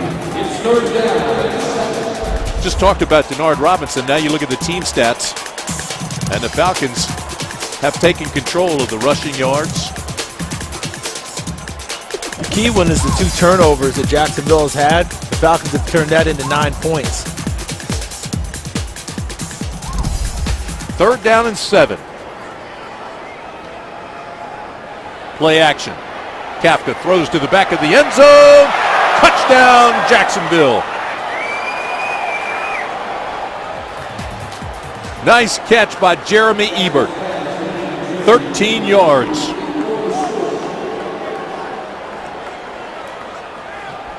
Kafka had not been particularly sharp, as you pointed out, Tim, but able to get this one. Nice job getting away from Bartu. Just bought a little extra time in the pocket with his footwork and put it on the spot for Jeremy Ebert. Put a little air under it, didn't he? He did. Gave him a chance to go get the football and still allowed him to remain in bounds on the catch. So Josh Scobie for the extra point.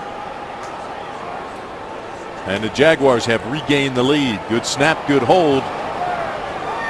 And the kick is good. So Kafka to Ebert, 13 yards. Jags lead 20-16. We'll return after this brief timeout. So Atlanta's only had the lead for a short period of this ball game. Jacksonville's had it most of the time. Jacksonville, 10 plays, 67 yards, 4:43 was the time, and the Kafka touchdown pass to Ebert, 13 yards out, and makes it a 20-16 ball game. Jaguars lead, 14:11 to play.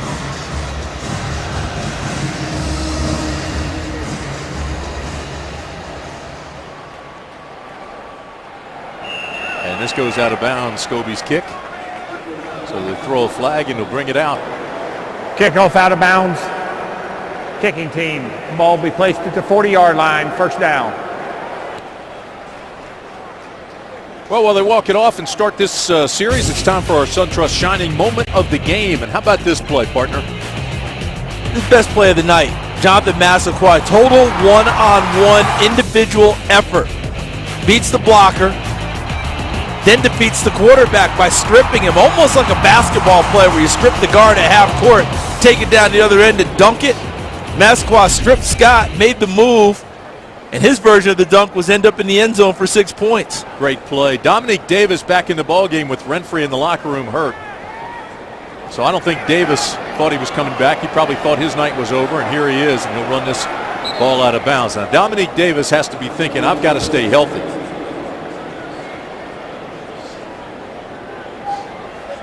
And he also figured it out in a hurry because Matt Ryan wasn't coming in the game. That's exactly and right. Harry Douglas, despite his terrific warm-up and form, was not coming into the game. And Seth Daegy's gone. Somewhere Seth Daegy's thinking to himself, you know, if you just kept me around just one more week, wouldn't have this issue. And Douglas continues to warm up. 2nd down and 9. Davis throws a little screen. This is Vaughn again. Vaughn having a terrific night. As the flag goes down, he takes it to the 46. We'll wait to see what the flag is. They mark it at the 45, but a gain of 13. Tripped up by Antoine Blake. Offensive pass interference. Number 86 of the offense. 10-yard penalty. Repeat, 2nd down. Chase Kaufman's made some nice plays tonight, but that's a penalty they wish he hadn't had. So look to the left side of your screen on the pass. See downfield, Kaufman blocking 86 in red. Yeah, got some pretty good. Got his mitts on him a little bit there. Grabbed some cloth. Trying to make a play. It'll bring up 2nd down and 19 now for Davis.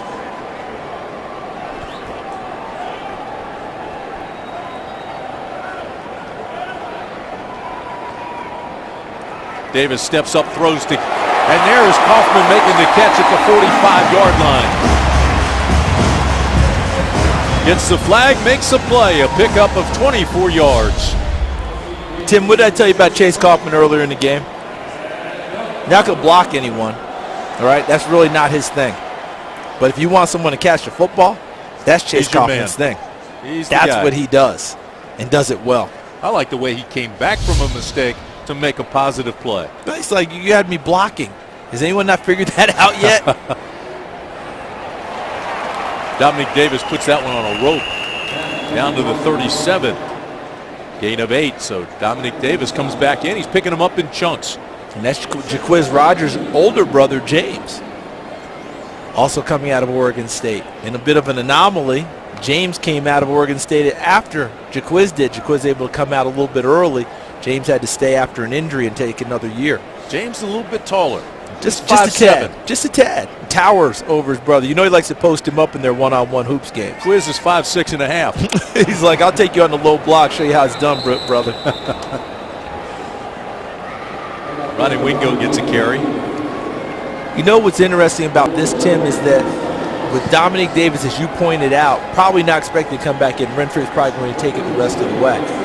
How he responds here is telling too for coaches. Oh, absolutely. Did Good you keep call. your head in the game? Did you stay with it, or you know, were you acting like you've arrived and you've got your stuff off? By the way, you're not Matt Ryan, right? You're not Julio Jones. You're not one of those guys that, you know, once your day is over, that's it. And so far, I'm liking what I'm seeing out of Dominique Davis being able to come back in when he didn't expect to. That's a great point. Ronnie Wingo again with a carry. He only gets one because Avery Jones was there to stop him. You know, coming into this ball game, you look at the running backs, and Mike Smith says, okay, Jackson, and we've got Quiz, and Jason Snelling, of course, because he's so versatile. Brady Ewing is going to give us all we need there. So you look at the guys that are trying to make this club. Antone Smith came in and made a play. Josh Vaughn had the 65-yard touchdown run, and Ronnie Wingo now giving him a little life and a little giddy up in the offense. See if Patrick DeMarco, number 42 at fullback, can help chop a hole in the front. Well, they gave it to him. I don't think he got there. I agree. He had to get to the 35. They'll mark it at the 36. Got no real push up front.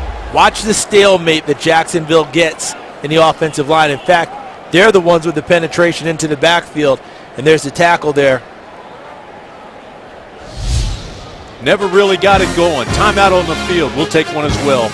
10:35 to play in the final preseason game. Final 10 minutes and 35 seconds of the fourth and final preseason game. Everybody enjoying themselves tonight. I think the players, though, would like to see this clock just run that last 10 and a half off. Well, the guys over there in no pads would love that. The guys who are having to make plays, they need to make a play. You know, they're looking at the clock and thinking, okay, this is all I have left to get an impression in on these coaches. See, I mean, everybody's a quarterback now. Now Julio's like, oh, Harry, okay, come on, get me out of here. Let me show you how it's really done. You know, everybody said they were a quarterback at one point. I think everybody was. All the best athletes were quarterbacks in high school. At some point or another, they were. Absolutely. Even if it's backyard in the Turkey Bowl on Thanksgiving Day. Catch by Lonnie Pryor, the rookie out of Florida State University. Well, the two teams came in with 75 players each, and I think we've seen every one of them.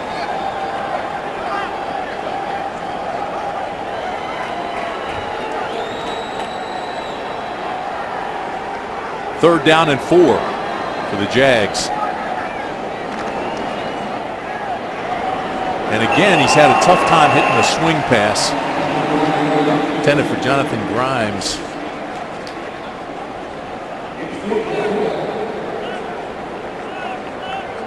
I don't think Mike Kafka's helped his stock tonight. No, look at the look from his offense coordinator, Jed Fish. It's kind of a puzzled look, isn't it? Almost like, Mike, what is going on tonight? Robert Alford's still in the ball game, though. The rookie standing back on his 13. This punt will be fair caught at the 18-yard line, and there is a flag.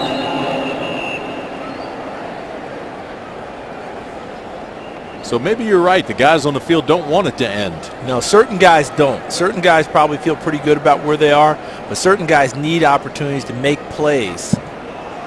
And so that clock ticking just narrows down their opportunities.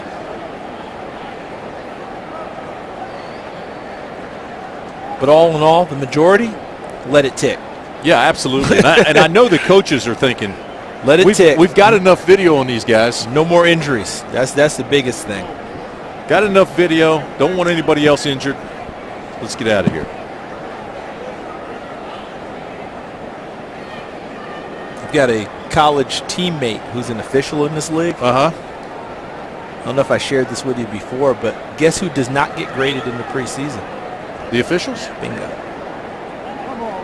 Why is that? They get to work and Personal work their way foul. into it. Number 41 of the receiving team went out of bounds during the kick and blocked a kicking team player. At half the distance of the goal, we penalized from the end of the kick. First down. 41 is the rookie out of Notre Dame, Zeke Mata. That means he really wanted to go hit someone. Yeah, absolutely. And Mike Smith still coaching. We'll return to Atlanta Falcons football after this brief timeout.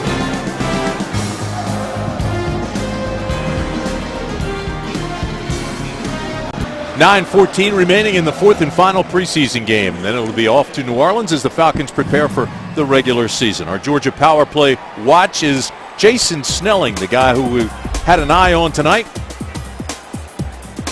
6-year veteran, 5'11", 234 pounds. You see his production tonight, 4 carries, 18 yards. He's a guy that I think people look at and say, okay, every year his spot might be in jeopardy. But I think that's more from the outside than the inside. Every time I think of Jason Snelling, I think of something that was told to me about 2-3 seasons ago about his play with the Falcons. Trust. We trust Jason Snelling.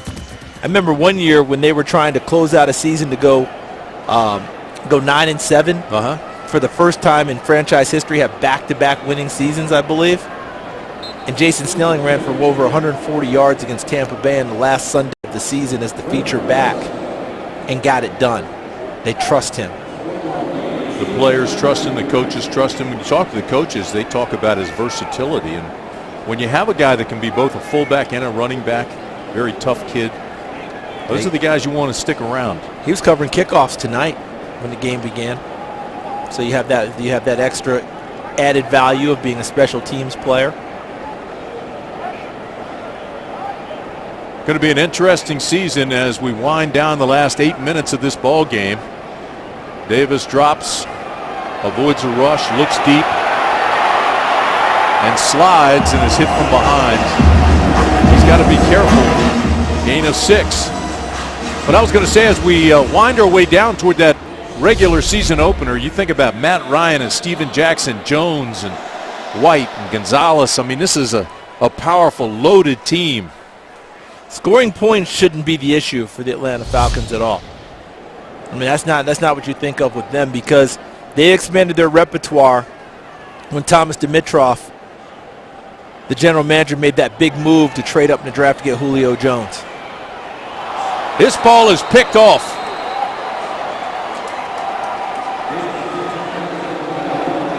Looks like Will Blackman. And Blackman has quite a night. And look at this. This ball was not well thrown, because watch where Martell Moore is and watch where the ball ends up. See, it's behind him. Allow Blackman to make a gain speed and get there and make the play. But Martell Moore wasn't able to make a play on the ball. Rolling against your body and throwing back towards the middle is a tough throw for anyone. And Dominique Davis did not get that done well. See, you're rolling against the grain because he's a right-handed thrower. Trying to get his shoulders around and get square and make the throw, and it wasn't his best throw of the night, to put it mildly. His 3rd interception of the preseason. And I think he'd like to have, well, no question, he'd like to have all 3 of those back, but they came late in his performance, late in his playing time.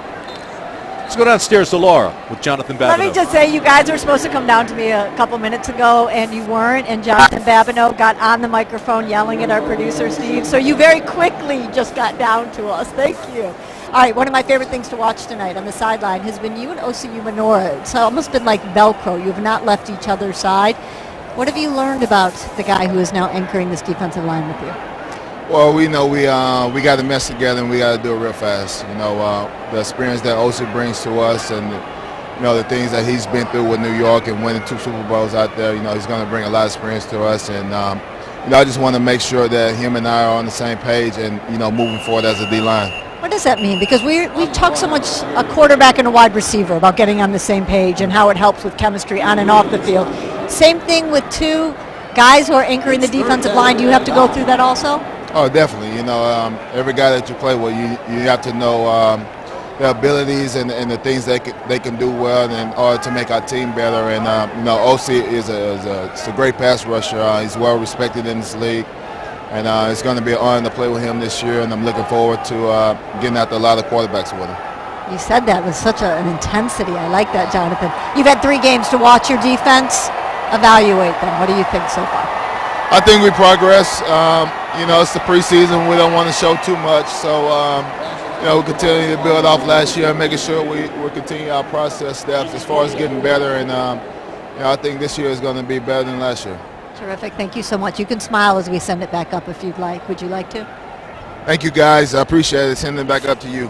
All right, Jonathan, thank you very much. We'll use him the rest of the year. And that pass rush and that pressure on quarterbacks, he can help provide it from the inside. He sure can. He's had a good preseason. I think that front has had a good preseason. This is from 53 yards out, and it's no good, wide right. So with 5:39 to play here at the Georgia Dome, we'll return after this brief timeout.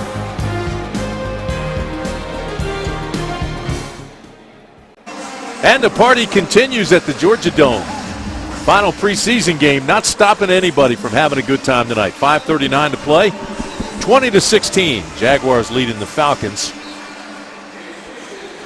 Dominique Davis, 15 of 24, 138 yards. The interception, which has him fired up. He didn't think he'd be back in the ball game, but Sean Renfrey got hurt.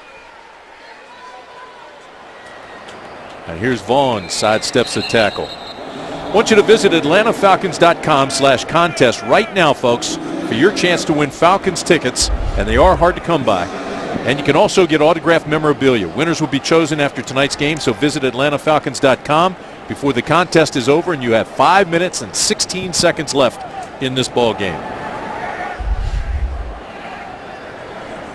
Ronnie Wingo comes back into the ball game. He's your setback at 2nd down and 8. Davis with the long count. And again, one of those, it's the same route. And the quarterbacks 3 different times have thought he was going deep, and Johnson has pulled up and squared out.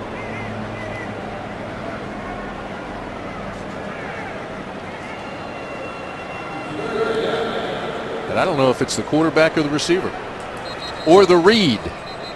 Yeah, because sometimes, as you know, Tim, that read is based on how you're defended. Absolutely.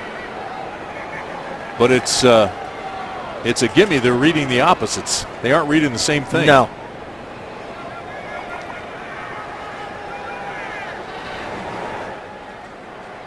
Third down and 8 as we go under 5 minutes to play. Davis sidesteps one. Look out. He escapes and rushes to the sideline and gets out of bounds near midfield.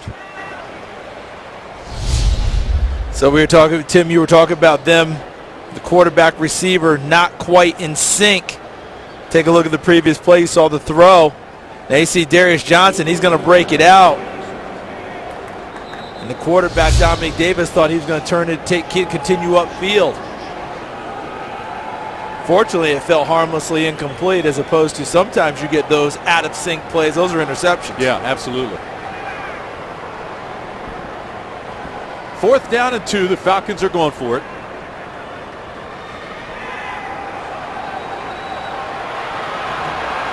Davis buys time, gets around that left corner. He's going to get the first down and get out of bounds at the 44-yard line. And this is tough on a defense when you have the play defended well. Made him pull it down. Nowhere to go with the football in the secondary, and then he hot-foots it for a first down. But a lot of people around the league are now starting to call the poor man's check down. He needed 2. He needed 2, got what, he 2 got and a half? 5, but he had to run about 40 to get that 5.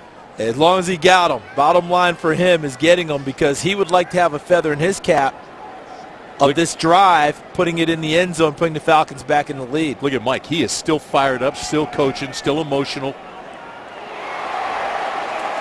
Great catch by Kaufman that time. And the ball was threaded. And just because he's not a great blocker doesn't mean he's not a tough guy. Because watching what Chase Kaufman had to do on this play. Catch it, absorb the hit. He was running right into traffic and knew it. And still made the catch in the open field, absorbing the contact. He feels it. Well, you talked about his hands, though. Tremendous hands. When you go back and look at his numbers at the University of Missouri catching the football, you'd be stunned at how many balls Jacksonville he is caught challenging a ruling on the field of a completed pass. Chase Kaufman is challenging the hit after the catch to the head. Yeah, I think Jacksonville's in good shape on this one. That ball came free. Yeah, I agree. Kaufman's still feeling it. Blackman got him pretty well.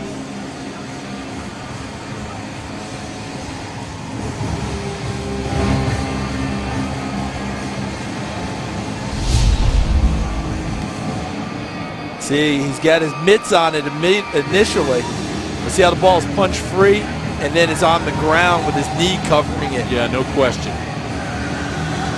Yeah. This should not take long under the hood for Jeff Triplett. He sold it. Oh, hey, that's what you have to do. Hoping you can sneak one by. A good challenge by rookie head coach Gus Bradley.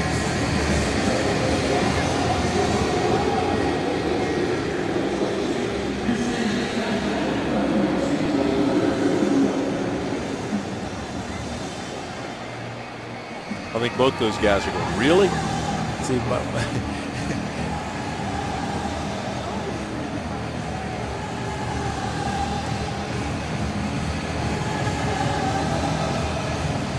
While we wait the ruling, let me remind you that throughout the season, you can stay in touch with your Atlanta Falcons by watching the following programs on CBS Atlanta. Face-to-face, Saturdays at 11:30 p.m.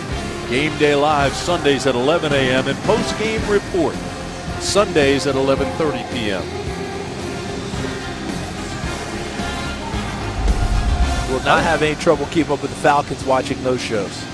I don't understand what took so long. Yeah, I tend to agree with you on that one. Not sure why they're still even having this discussion. That should have been one of the easiest, quickest replays we have. I would hope there's something going on that we're just not aware of, because otherwise, this is a waste of time. Yeah, I agree. And we talk about guys still wanting to compete, and there's no question about that. For some guys, it may be the end of their careers, or they may be elsewhere. But for the most part, I think Mike Smith and the Falcons, I'm sure the Jaguars too, they just want to get ready for that regular season opener. After reviewing the play, the ruling on the field is reversed.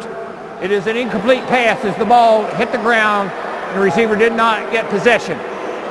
It'll be 2nd and 10 on the 44. Reset the game clock to 4:35. Our guys had a great Jacksonville view is of that not one. charged a timeout. Yeah, I think there was part of that time was just trying to figure out, okay, where was the ball? Yep. How much time? I'm sure it was. I think everybody who's watching and in the stands is saying, okay, you can do that quicker, can't you? 4:35 remaining in the ball game.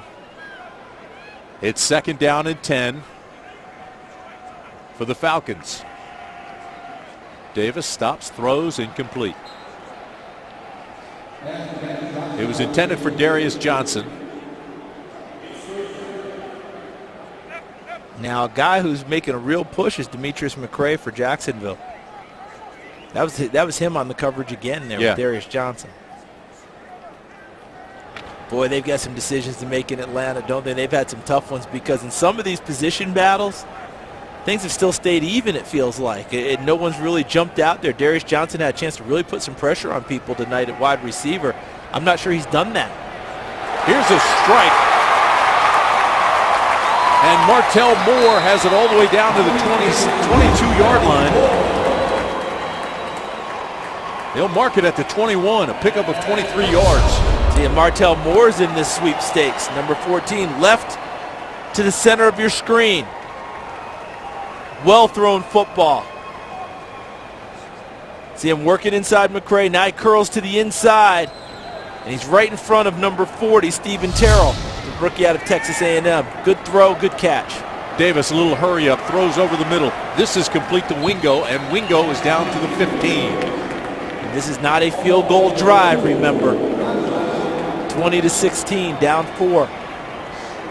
Dominique Davis has to find a way to put this in the end zone. Falcons are in the forward drive zone, and as Charles says, looking for a touchdown. It'll be 2nd down and a long 4. Plenty of time, 3:30 to play.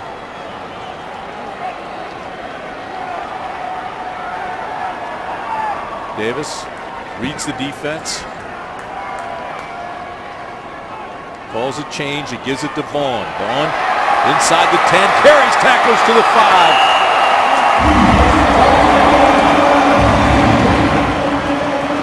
That appeared to be nicely blocked on the right side of the line of scrimmage. And Vaughn showed good patience as a runner, too. Harlan Gunn got a good block. Look to the right side. Good block out the front. 77 out there pulling. Theo Goins. 42, Patrick DeMarco, the fullback behind him. Jacques McClendon, 65 involved. 69, as you mentioned, Harlan Gunn. Gunn tried to push him in the end zone. Timing pattern, and the whistle blew before the play. Flag looked like movement. False start. Number 80 of the offense. 5-yard penalty. Repeat first down. Lolo. I like what you said there, Tim, about Harlan Gunn trying to push the defender into the end zone. You know what offensive line coaches tell their guys all the time, don't you? What's that? We should score before the back does. and what they mean by that is you should be taking them and pushing them into that end zone. So let us get there before the back. If we push our guy into the end zone, it's an easy trip for him. Davis, 5-step drop, has some pressure, throws underneath. That ball should have been caught. That was Darius Johnson. He was in some traffic, but Davis put it right on his hands. Talk about those receivers. I mean, there's Martell Moore. There's Johnson and Rogers. They'll come left to right. Look in the middle of your screen. Ball slightly behind, but it's a type of catch that every receiver coach will tell you. You want to make it. You want to make it easier for us to keep you. Come up with that catch. 2nd down and 11.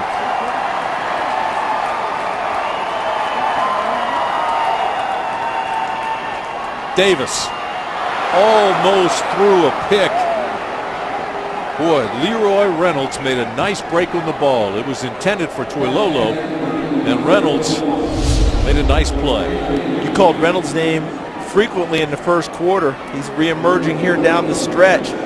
Sees the play the whole way. There was really no place else it appeared that Davis was going with the football. He just followed his eyes and head right to the football and broke it up. So to bring up 3rd down and 11.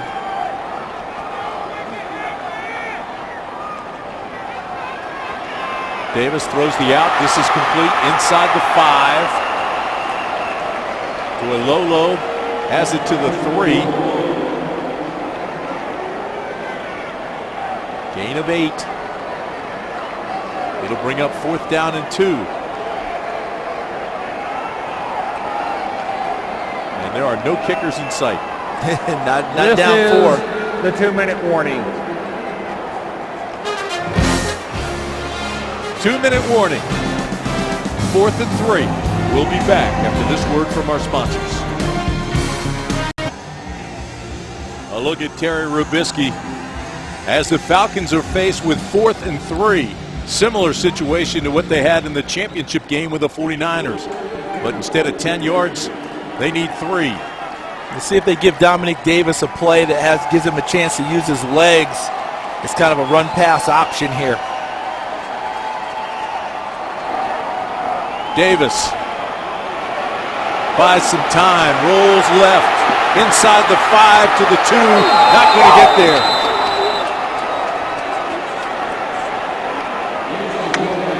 Absolutely nothing doing. Brandon Marshall and McCray cut him off again, and there is McCray making another outstanding play. Secondary, linebackers did a nice job of taking away the passing options, and then when he decided to run, how about how they rallied to him and cut off his running lanes too? Normally in a broken field, open field type situation, you like Dominic Davis's abilities. But Brandon Marshall really beat him to the corner and got a lot of help too. And how about the way the defense was excited after making that play? Well, they should be, but here you're in the last 2 minutes of the preseason. They make that goal line stand, and now they'll just try to melt the clock, shorten the game, and take it home. Remember, winning matters a lot to Jacksonville right now as they're trying to establish a new culture here. For Atlanta, it's not like they don't want to win, but at the same time, it's not the same deal. 30-second timeout.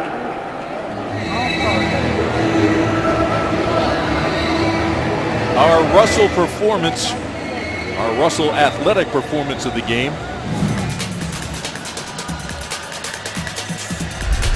We get the drum roll and Josh Vaughn. 3 carries, 72 yards and a touchdown. That's a pretty good night. Yeah, 20-plus yards to carry. You can deal. You can work with that. Amen. Here's the biggie. 65 yards. Look at the big fella rumble.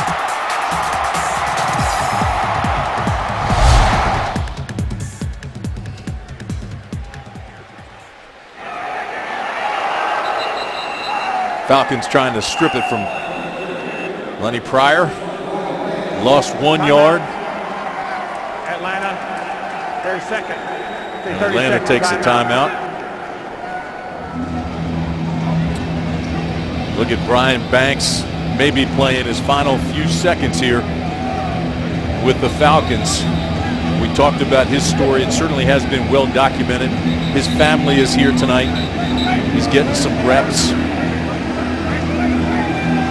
We talked about it at the beginning of the game, partner, and we both have experienced it. For a lot of guys, it's they go through that preseason and their lifetime dream comes to an end. And that's tough, especially if it happens and you're not picked up anywhere else. Oftentimes, for the first time in their lives, they're told they're not big enough, strong enough, or fast enough when they've always been the best at what they've done, and barely gets out of the end zone. It was almost a safety. Massaquoi again with another nice play. And Atlanta takes its third and final timeout. 30 seconds in late. When you get into those situations where you get in front of the coaches and they say state your case. Now in this instance, it's not going to be standing in front of a podium and stating your case. It's turn on the film, coach, and watch. Jonathan Massaquoi has stated his case tonight. Great job by Pryor just to get out of the end zone, because Massaquoi had him dead to rights. Some of those runs are not highlight reel runs, but they're really important, aren't they? Absolutely. That could have been a safety, kicking the ball back to Atlanta in great field position and give them one last shot, and then it would have only been a field goal is all Atlanta would have needed to get to win the game. So Atlanta still has a minute 35 to work with here. They're going to get great field position. And this is a terrific kick. This will take Alford back to the 45. Looks for a block. Takes it around the corner and goes out of bounds at the 41. So it'll be first down at the 41 with 1:24 to play. Started the ball game. Here he is finding Chase Kaufman. How about this throw here? Gets it out there. Look at a move by Anton Smith. Josh Vaughn, a little check down there, and then Chase Kaufman in the seam. Another nice throw. How about this big shot to Martell Moore? Deep dig route. Davis, 18 completions and 32 attempts. You mentioned that he has that strong arm. The game has slowed down for him. Made the team as an undrafted free agent last year, and he's grown a lot. Here he is. And he'll run this one and try to get to the sidelines, and blocked by Darius Johnson. The official warns him, keep that head in front. Gain of 5. Now it's incumbent on these receivers to find ways to uncover themselves downfield and give Dominique Davis a chance to throw the football. A lot of scrambling here I don't think is going to get them to their desired result. They've got to find some of these shots downfield. And I believe they are out of timeouts. They are out of timeouts. None left. So they either have to get to the sideline or get up in a hurry. Here's Davis, escapes and throws it out of bounds, which stops the clock with 69 seconds left in this preseason. That was nicely done by Dominique Davis, not taking the sack there, keeping it third and manageable, which is 3rd and 5, giving them another opportunity. Otherwise, he takes the sack, you're scrambling, getting back to the line of scrimmage with big chunks of yardage you're trying to pick up. Another one of those plays you just talked about. Doesn't seem like much, just an incompletion, and yet, as you said, he killed the clock, kept the drive alive. That's where you're saying, okay, which receiver is going to shake himself free and make a play? 3rd down and 5. Davis incomplete again, and so with 1:04 to play, and they're down to their 4th down. Is that Pernell Egbo again in the backfield? Number 96 for Jacksonville, putting the pressure on as he worked against Taron Jones, number 74. The left tackle in the game now for the Falcons. So 4th down and 5. And they need the first down, or that'll be it. Davis. Incomplete. It was intended for Vaughn, knocked away, good defense. Davis was in a lot of trouble in the backfield anyway and had to throw a pass that he probably ordinarily would not have thrown. And the Jaguars will take over and kill the final 59 seconds. It's a good win for the Jacksonville Jaguars and what they're trying to get done with their GM Dave Caldwell, formerly of the Atlanta Falcons organization. Gus Bradley, rookie head coach. A lot of people would, say, it's preseason. But for a team that's been as poor as Jacksonville has been with the new regime, it's a big deal for them. Atlanta, look, they wanted to win tonight, but it's not going to dent their confidence about what their run is because they did not. It's been a fun preseason, and even though they come away winless, it's a talented team, and it's exciting going into the regular season. Fun. It's been fun to be with you, partner. Oh, it's been a blast to be with you. You and Laura. And our partner Laura, who does a fantastic job. Best in the biz. So we're lucky to be working alongside her, and Falcons organization has been great too. It was great of Arthur Blank to stop by and give us his time tonight. We talked about the upcoming season. Last week, Thomas Dimitrov stopped by and gave us a lot of his time. We talked about the season. It's been fun. The Atlanta Falcons organization has been terrific to us, and now we play for real. That's a tough opener, partner, down in New Orleans. Yeah, with a team that's trying to get back, trying to get right, as they say. You have their head coach Sean Payton back in sync with their quarterback Drew Brees, starting over on defense with Rob Ryan, the new coordinator. And they have high hopes also in the NFC South. It won't be easy for Atlanta, but Atlanta does go in as the favorite to win the NFC South yet again. Well, Jacksonville came out. They took control of this ball game in the first quarter. The Falcons came back, actually took the lead at 16-13, but they lose 20-16 the final here tonight. We'll return to the Atlanta Falcons football after a word from our sponsors.